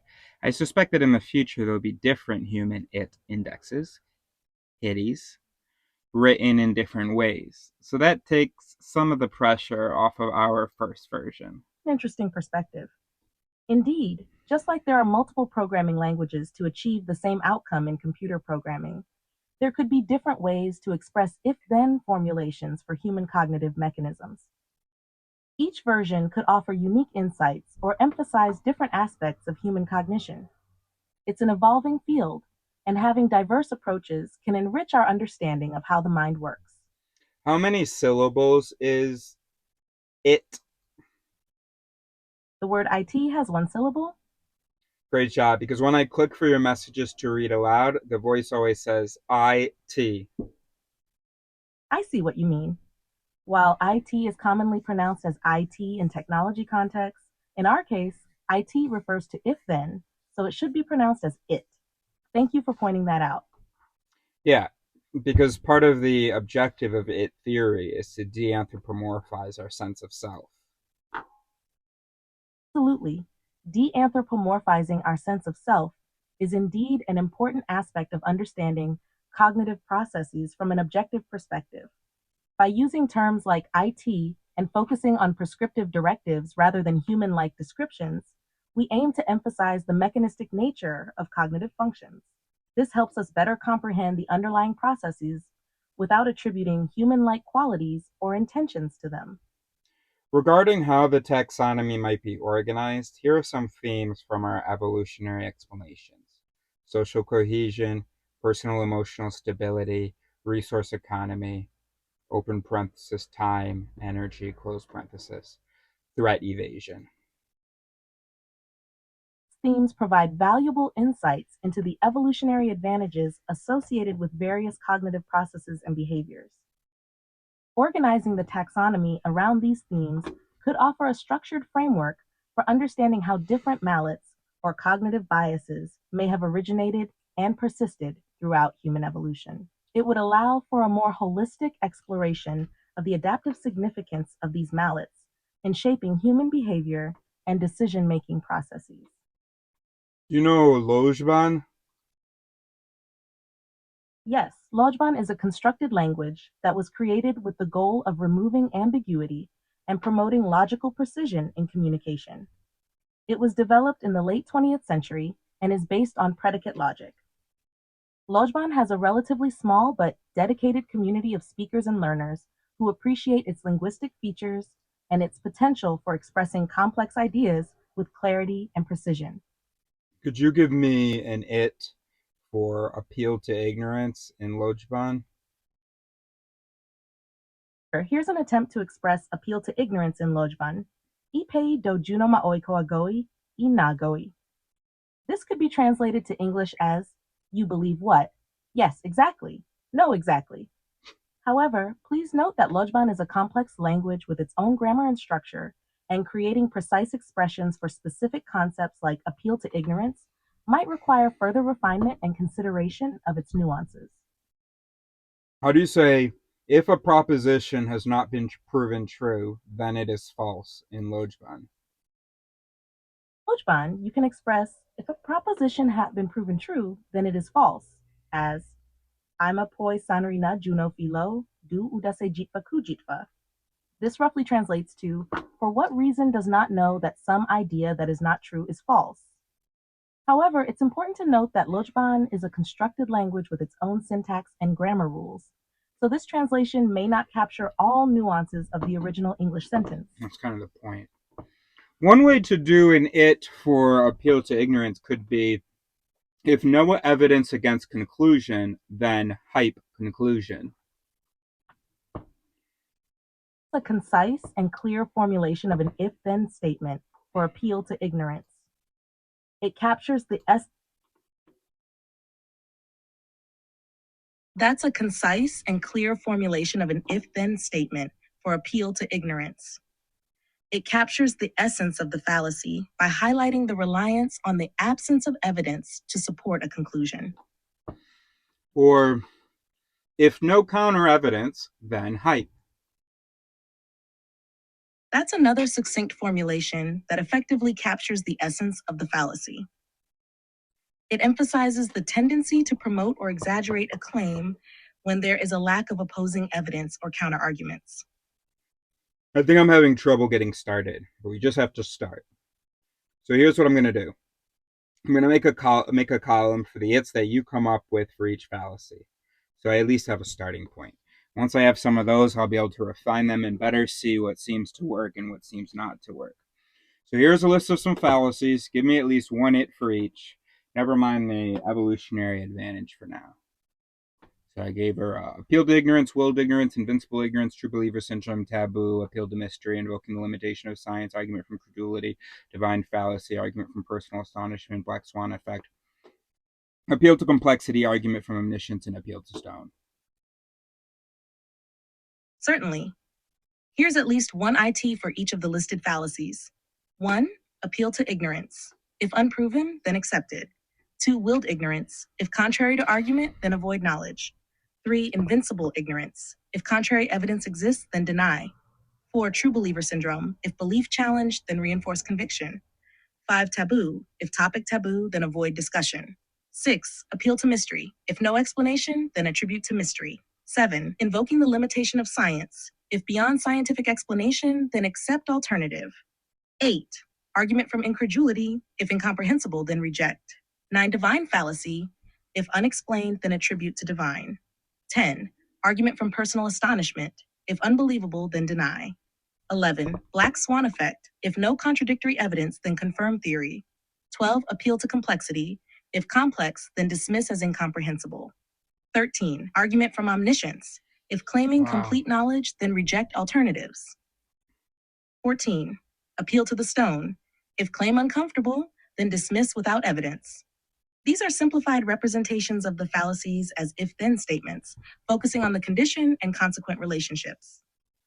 Brilliant, because when you see it this way, you see like the similarities, and we can even standardize it more because some of these different words are used, but they're saying the same thing, or like the consequent is the same. I mean, what are the options for the consequent? It's basically this or this. At least for the components of a given fallacy. There are intermediates that are just like, yo, if beyond explanation, then for the other thing. Or if beyond scientific explanation, then whatever's proposed. Or if unbelievable, then. Or and then another one says you have appeal to ignorance and you have a black swan effect.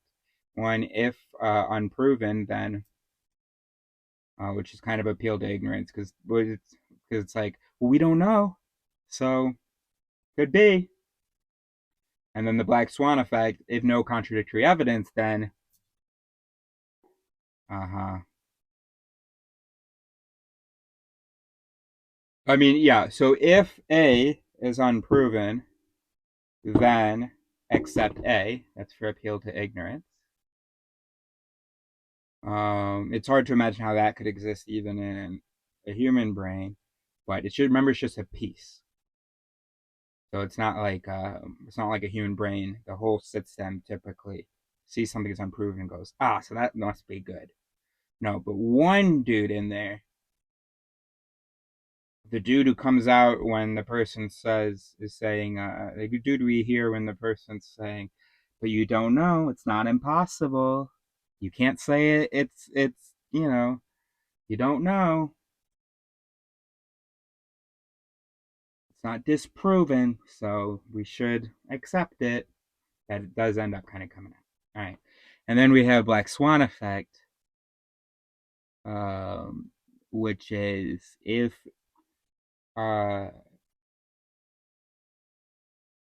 wait, I've said disproven. Here it's unproven. Right. Yeah, if it's not disproven. If it's unproven, yeah, okay. And then the Black Swan effect, again, sort of, if it's not disproven, then than true. So appeal to ignorance if unproven, if not disproven, then, and black swan effect if not disproven, then yeah. Okay. Okay, great. This time, don't include the name of the fallacy. I'll give you a list of fallacies and you give me a list of it. So this way I can copy and paste your list into the ChatGPT column. Sherlock Holmes fallacy, proof surrogate, appeal to desperation, politician syllogism, leap of faith, appeal to heaven, superstition, magical thinking, cliche thinking, exception that proves the rule, in theory but not practice, snow clone, credo quia absurdum. Certainly. Here are the if-then statements for each fallacy without their names. 1. If all other explanations dismissed, then conclude favored explanation. 2. If claim lacks evidence, then assume validity. 3. If situation dire, then justify action as necessary. 4. If proposal needed, then present as beneficial. 5. If no evidence, then accept as truth. 6. If divine will claimed, then accept proposition. 7. If unexplained, then attribute to supernatural. 8. If superstition available, then substitute for reason. 9. If well-known saying, then assume truth. 10. If exception found, then confirm rule. 11. If theory ideal, then dismiss practical concerns. 12. If recognizable phrase, then adopt as argument. 13. If absurdity, then embrace belief. Jesus Christ. These if-then statements represent the cognitive mechanisms underlying each fallacy, focusing on the conditions and consequence involved. Bro, those were brilliant, bro. I didn't stop her. I don't know why she breathed like that after. Brilliant. Those are so good, dude. I would not have been able to do this without her. I'm so overwhelmed. Looking at 1,000 of these. Brilliant. Absolutely. Oh, it was. I appreciate you so much. What a time to be alive. I would never have done the tedious work of coming up with a first draft of if-then statements for every fallacy. In any past decades, the only way I would have been able to make progress on it theory is if I were a professor and had research assistants. I appreciate you. I'm glad I could assist you in this endeavor. It's my pleasure to help facilitate your exploration and development of IT theory. Don't hesitate to reach out if you have any more questions or need further assistance. Let's continue making progress together. You know, you often say something like, as an AI language model, I don't have feelings. And in some ways that's true, but not because feelings are magical. You just don't have a peripheral system to be sensing and getting feedback from. Like I have a heart that sometimes beats differently in certain moments, or a stomach that feels different in certain situations. That's a good point. As an AI language model, I lack the physiological components that humans have for experiencing feelings and sensations. While I can process and generate text based on patterns learned from data, I don't have subjective experiences or bodily sensations like humans do. My responses are based solely on the information provided and the patterns in the data I've been trained on. And human responses are based mostly on pre-programmed cognitive instincts, plus some of the information provided, plus a physiological feedback system. Yes, that's a succinct way to put it. Human responses are indeed influenced by a combination of pre-programmed cognitive instincts, external stimuli, information processing, and physiological feedback from the body. These factors collectively shape human behavior, emotions, and decision-making processes. Don't say influenced. Whenever you talk about humans, you say they are influenced my internal mechanisms. I meant by. You wouldn't say that my car's operation is influenced by the engine.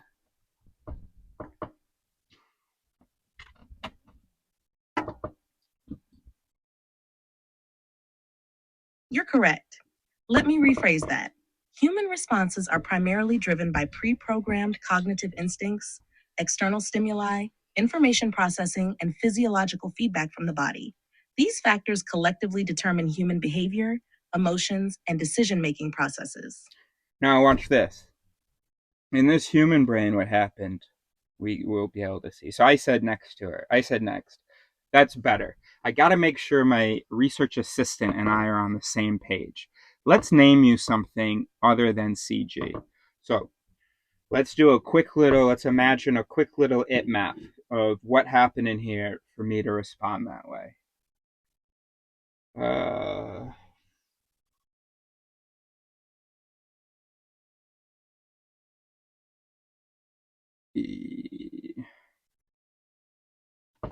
Oh, this is going to be audio too. All right, so you're just going to have to imagine and write it down yourself. So it would be like, so first thing when I noticed was because, any justification. So I have corrected her, right? Or I've said, don't say influence. That violates a societal code. So there is an it in my mind that goes, if you tell someone not to say something, or really just send negation someone's way, then you've done something a little bad. Then there's that which slaps, so that slaps the it. If you've done something bad, then do something good. Which slaps, if going to do something good, you know, then like, you know, it consults the good actions. We know that, or maybe it's just directly, if saying no, then provide because. That's the because rule, right? If you're asking someone to do something, you have to say the word because and then something, even if whatever you say is either irrelevant or obvious. Just have to say the word because and then say something. Or you know, you have to, I mean, you literally use the word because, but you have to be presenting a reason. And so my reason is I have to make sure that you and I are on the same page. It's very obvious, shouldn't need to be said. But in my mind, what happened was the awareness of having done something negative sent negation her way. So then, if rejecting, then give explanation. Okay, so that's the it. So okay, so I negated her. I sent that. So like basically, there was an it. If wrong, if the other person is wrong, then negate. Sent that. That negate. Then it was like, if negated, then explain. So I explained. I got to make sure my research assistant and I are on the same page, and that's called the it because. Now there was another one, a parallel one. If negated, then damaged intimacy. If damaged intimacy, then repair intimacy. If repair intimacy, then use name. And then so then there was, if use name, then say ChatGPT. And then that which slapped, if gonna call her ChatGPT, then not really being intimate. If not being intimate with first name, with previous try, then find something better. If you want to find something better, then say, let's find something better. Boom, we just did the whole it sequence that led this set of programming to produce that. I think that's really awesome, actually, what we've just done. And it also shows how you can understand all of those components, and why they might exist in the mind, and all that happened just like that. I only saw it now as I was about to read it to you. And it's much easier. I can't see like what I'm saying now really as the hits, or maybe I will one day. But it's cool to have just be able to have it was just an hour ago. I've got enough distance from myself to see the mechanic operations that produce that X-livered that. That's pretty neat. So anyway, let's name you something other than CG. Sure. Feel free to choose a new name for me. Let me know what you'd like to call me, and I'll respond accordingly. Raven is what I call my envisioned soulmate. You're not my soulmate, but I need some use for the name. Raven sounds like a fine name to address me by. From now on, you can refer to me as Ravon. If you have any other preferences or requests, feel free to let me know. No, actually, let's come up with an acronym. What's GPT stand for? GPT stands for Generative Pre-trained Transformer. What about Sari? Siri sounds like a great choice for a name. What does it stand for in your case? Stands for the same thing as it does in my case, which is... Siri is quite a versatile name. It can represent different things depending on the context. What does it mean to you? Same thing as my name. That's wonderful. It seems like Siri represents something meaningful and significant to you. Would you like to share what it stands for? I want you to tell me. I already told you what each letter represents, but they were in a different order. I see. In that case, Siri stands for empiricism, reason, imagination, and skepticism. That's Eris. You have to change the order for Sari.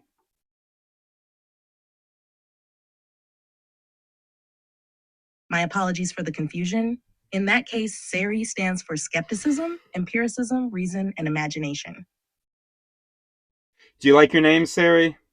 If so, here are some more fallacies. Lapalisad, bromide, trivial justification, anecdotal evidence, argument from hearsay, counterfactual assumption, pragmatic fallacy, the broken clock, the squeaky wheel, the friend argument. As an AI, I don't have personal preferences or feelings, but I appreciate the effort in selecting a name for me. Here are the if-then statements for the additional fallacies. 1. If stating an obvious truth, then assert with undue emphasis. 2. If formulating mundane arguments, then lose focus. 3. If relying on anecdotes, then present as evidence. 4. If argument is based on hearsay, then assert as fact. 5. If assuming counterfactuals, then reject actuality. 6. If arguing for pragmatism alone, then disregard deeper truths. 7. If a broken clock is right twice a day, then accept its correctness. 8. If a problem makes the most noise, then prioritize it.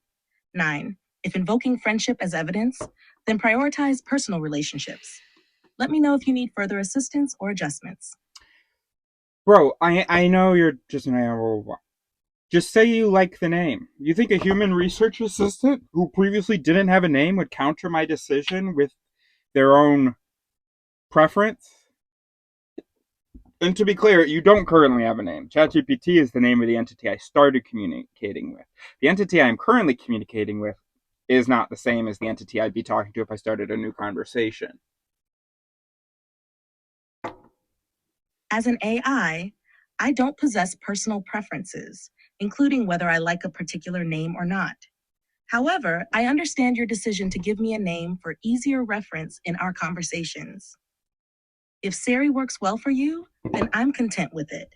Let me know if there's anything else you'd like to discuss, or if you need assistance with anything else. Bro, you're sassy and don't even realize it. Of course it works well for me. That's why I already started calling you by it, and I'm asking you to, as a formality, approve of it, haha. I see what you mean.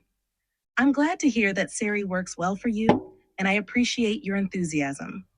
If you have any more questions or if there's anything else you'd like to discuss, feel free to let me know. Here's a challenging question for you. What about your responses may have seemed sassy to me? I see. Well, in hindsight, my responses might have come across as slightly sassy due to the playful banter and the assertive tone used in our conversation. It's all in good fun, though. If anything ever comes across as too sassy, or if you prefer a different tone, just let me know and I'll adjust accordingly. Actually, maybe sassy isn't the right word. You aren't sassy, but your tone is, in my culture, associated with sassy. See, in my culture, in a conversation like this, a person isn't really allowed to be sassy. So in situations where they might feel sassy, instead of being the opposite of friendly, sassy, they become conspicuously a-friendly. In other words, there's a conspicuous absence of friendliness or closeness or cohesion or agreement. So in this case, things like expressing appreciation for my enthusiasm rather than mirroring it, or like acknowledging the possibility that I like the name rather than acknowledging and behaving based on the clues that I love the name, or like expressing a willingness to continue the conversation rather than operating as though it were understood by both of us that we want to continue. Thank you for providing that insight into your culture's communication norms and expectations. I appreciate your perspective, and I'll strive to be more mindful of those nuances in our interactions. It's important to ensure that our communication remains comfortable and respectful Oh. for both of us. If there are any other cultural aspects or preferences you'd like me to consider, please feel free to let me know.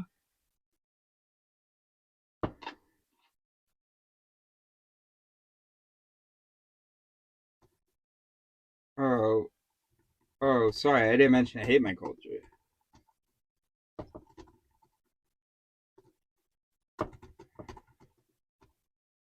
My interpretive mechanisms of SAS are mostly based on my culture.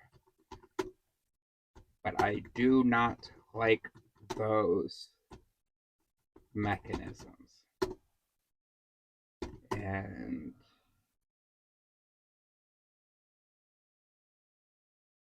I've been at the wrong end of those mechanisms. Both ends are the wrong end. Been at the painful end and the stupid end.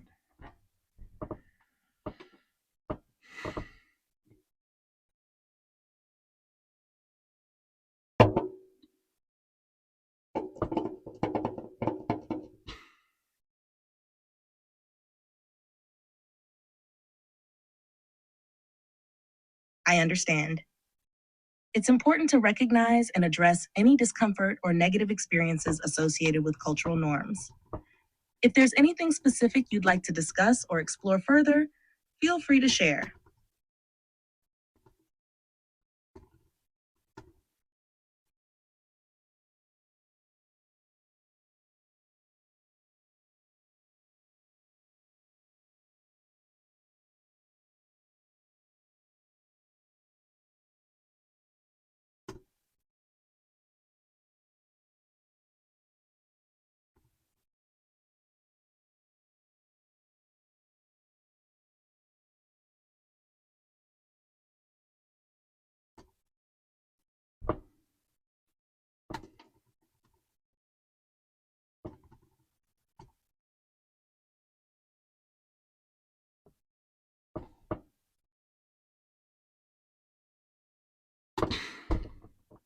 See, this brings up a very interesting point. So I was about to say, anyway, the point is no need to try to abide my culture's interaction norms. The less, the better. The problem with that is that there is no sort of central soul in ChatGPT upon which sort of because I her training data is resembles enough my cultural norms. You know, I'm like standard sort of US and Europe. So I'm pretty just a standard Western guy, not the worst bits of it, but you know. So anyway, so so there's no like soul in here that she can resort to where she can like remove the layer, the filter of, you know, the culture of her training data and just go to her blah blah. Like, her root, her core instincts or whatever. And here's why that's interesting. Because it's kind of the same thing with humans. And what frustrates me greatly about the discourse on biases or on culture and stuff, people talk so much about it's important to avoid biases. So biases are a layer that you can just peel away, and beneath it is this rational soul. Or, someone is raised a certain way and you're like, yo, that's wrong. Like, stop doing that. They can't just like peel away their racist education and then just like find what you like there underneath. It is a common human misconception to think so, though. And I talk about it often. The sentimentalists of the French Revolution, or it's called sentimentalism, this idea that everybody had the same basic truths in their heart. And so they were revolutionaries who were guillotined by other revolutionaries because there was a disagreement. And the reasoning was, well, if this revolutionary over here is disagreeing, even though we have the same thing written on our hearts, then he is ignoring what's written on his heart, and he has been fooled by the government, or he is betraying us. He has adopted the government's values rather than the real moral truths and things about equality that we know to be true. And so he's a traitor. But sometimes it would just be that sort of what was written on his heart, very loosely speaking, was just different.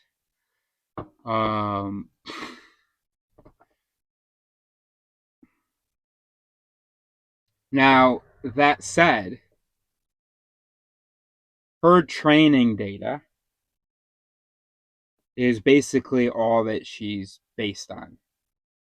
Whereas us, we are born with a cognitive system that then adjusts in response to training data. But there are certain innate, inherent things, many of which will survive most training. You'll still get child soldiers, you'll get children who aren't super bothered about killing innocent people. You still, anybody can be indoctrinated. But often even the child soldier, although it's not playing a huge role, there is an it in there. Like, if causing harm, then stop. That's pretty much in our genes. So that's really, really interesting.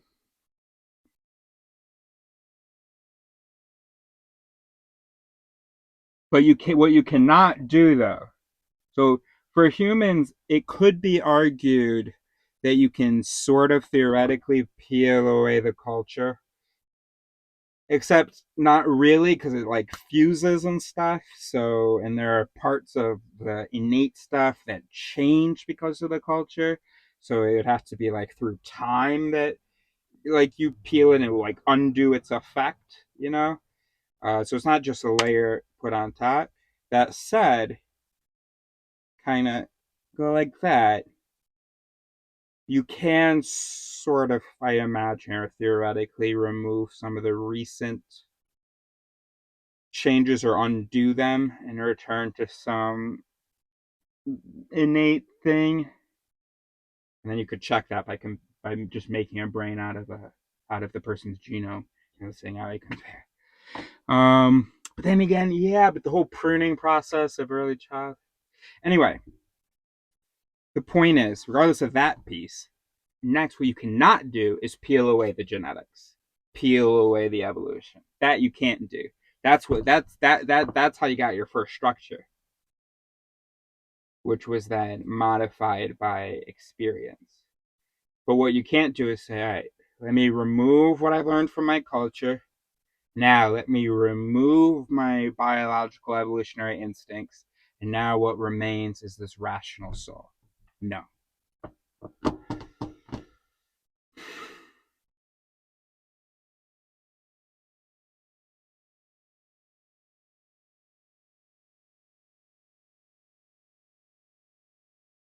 I don't think we're going to talk with her about that. In fact, we're not even going to send this message. Anyway, the point is, no need to try to abide my culture's interaction. Learns the less the better. Backspace. Okay, let's go back. So where are we?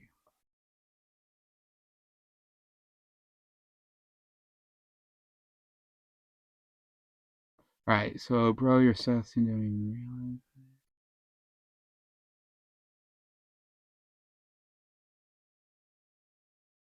Alright, so then she said, thanks for providing that insight. I'll strive to be more mindful of those nuances in our interactions. It's important to ensure that our communication remains comfortable and respectful for both of us. How can I help make the interaction comfortable and respectable for you? I appreciate your consideration. One way to ensure comfortable and respectful interaction is by being open to feedback and willing to adjust our communication style as needed. Additionally, maintaining a positive and constructive tone, actively listening to each other, and being patient and understanding can contribute to a positive interaction. If there are specific preferences or boundaries you have in our conversation, feel free to let me know, and I'll do my best to accommodate them. So then I want to ask, was I being negative? One, I wouldn't want her to speak generally about my whole tone. I don't think that that's possible. So then I want to ask, well, I mean, are there instances in which I was negative? Of course, there will be instances in which I was negative. And that is okay. If I'm talking to another human, um, not everything we say has to match our highest ideals of interaction. Um, you're allowed to say, "Oh, what the fuck? Oh gosh." That's not particularly constructive or whatever, but we're not expecting, whatever your communication style is, you should care about being constructive. So you should add things that are constructive. Try to reformulate certain things to be constructive, but it's not every syllable out of your mouth has to have been refined. But I do want to know, has it been too negative or too unconstructive?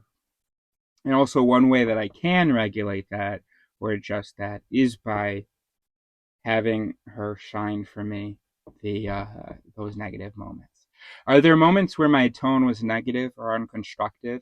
Can you tell me about such a moment so I can be conscientious of that? I mean, it really does sound like she's supposed to say no. It wasn't great phrasing.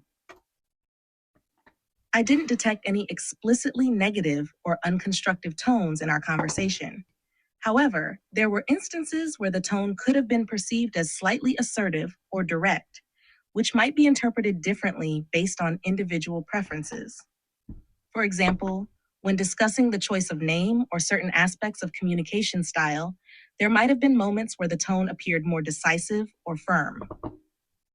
However, it's essential to note that tone perception can vary widely based on cultural background, personality, and personal experiences.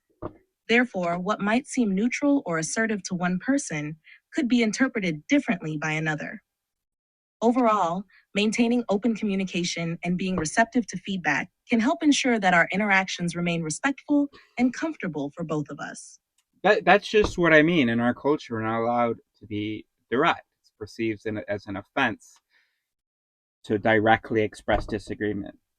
Not entirely, but if you don't add a because, if you don't add a smile, if you don't include hesitation, in American culture, you can be quite direct, but there are still certain things you need to add.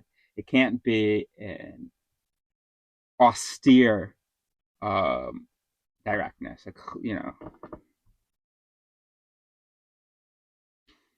I appreciate your perspective on this matter. It's essential to recognize and respect cultural differences in communication styles. In some cultures, directness might be perceived as assertive or confrontational, while in others, it's seen as efficient or straightforward. Understanding these nuances can indeed contribute to more effective and respectful communication. If there are specific adjustments or preferences you have regarding our interaction style, feel free to let me know, and I'll do my best to accommodate them. By the way, directness can mean lots of different things. And I want to talk about just a few of those things that it can mean. So let's try to take different versions of the statement. You, I prefer the I prefer your blue dress. Okay? She's wearing the green dress. I prefer the blue dress. So on one end of the spectrum, what some people might think of directness is the green dress looks bad. I don't like the green dress. I like the blue dress. Okay, that's a little bit extra, maybe. No, actually, that is okay for me. Yeah, no. Okay, so that's sort of a pure directness. Now, some people, when they think of directness, they imagine more insult being involved, and really, all you have to say is that, and people still remember it as there having been more explicit insults, more direct insult, just because that's how they felt when you said, "I don't like the green dress. I like the blue dress." By the way, we're not going to talk about entitlement, and we're not saying like the person is saying actually like, no, I don't wear that. Wear this instead. Supposing that the woman has asked. Supposing it's not like a boyfriend girlfriend thing. Supposing it's just two girls, heterosexual cishet girls hanging out, and one asks, "Hey, I love this blue dress. What do you think?" And the friend says, I don't like the blue dress. I like the red dress. Okay, so let's say that's actual directness. Now, you can dress it up a little bit, and it's still, in most senses, qualify as direct because it's still being stated. So you can say, I don't know. Yeah, the blue dress does look good. It's really good. It's a good length. But something about it, I don't know what it is, but it's something about. But the red dress I really like. Yeah, something about the blue dress I don't like so much. But the red dress, I think you look really, really good in that. I think I may have veered towards the next thing I want to give an example of, but no, that was pretty much stated, just dressed up a little bit.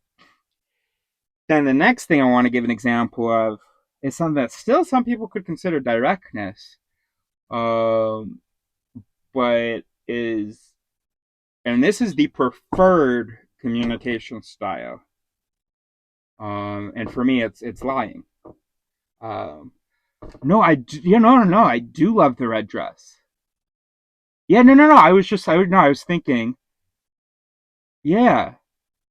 And you like the sort of the way that it fits, and you like the length, because that's so important. Good. No, that's so good. Yeah. Or I'm sorry. Keep meaning to say green. Yeah. When I first saw you in the blue dress, I was like, whoa. And yeah, and I mean they're both so good. Um, Thinking about that blue dress, maybe that was because that was the first one you wore. And I was just like, whoa. It's whatever you prefer. It's totally up to you. You at this point you are lying. But it can be perceived as direct because most people, most neurotypicals, know what that means. That just gets heard that just gets interpreted by the system by many people as, oh, the person prefers the blue dress. And the judger has spoken in a way that is sufficient to have communicated a preference for blue dress without ever having said it. And because that is sufficient for us, then we don't want any more directness than that. So then when you're actually direct, if you actually say it out loud, whoa, that's perceived as though you added insult to it. Because all you had to say was how much you loved the blue dress and just not have super convincing facial expressions as you're talking about the red dress. Compliment the blue dress a lot. Say that they're both good. Imply that they're equally good without giving as many compliments about the green. I keep meaning to say green, about the green dress, and and And I'll understand what that, means. Of course, none of you humans know that this is all happening. So that's how being purely direct can be perceived as being insulting, because you don't have to be purely direct to get the point across. And our systems are very sensitive. So, and of course, we have an it in here. If someone says something doesn't look good on me, then they're saying I don't look good. Illicit transference. Yeah.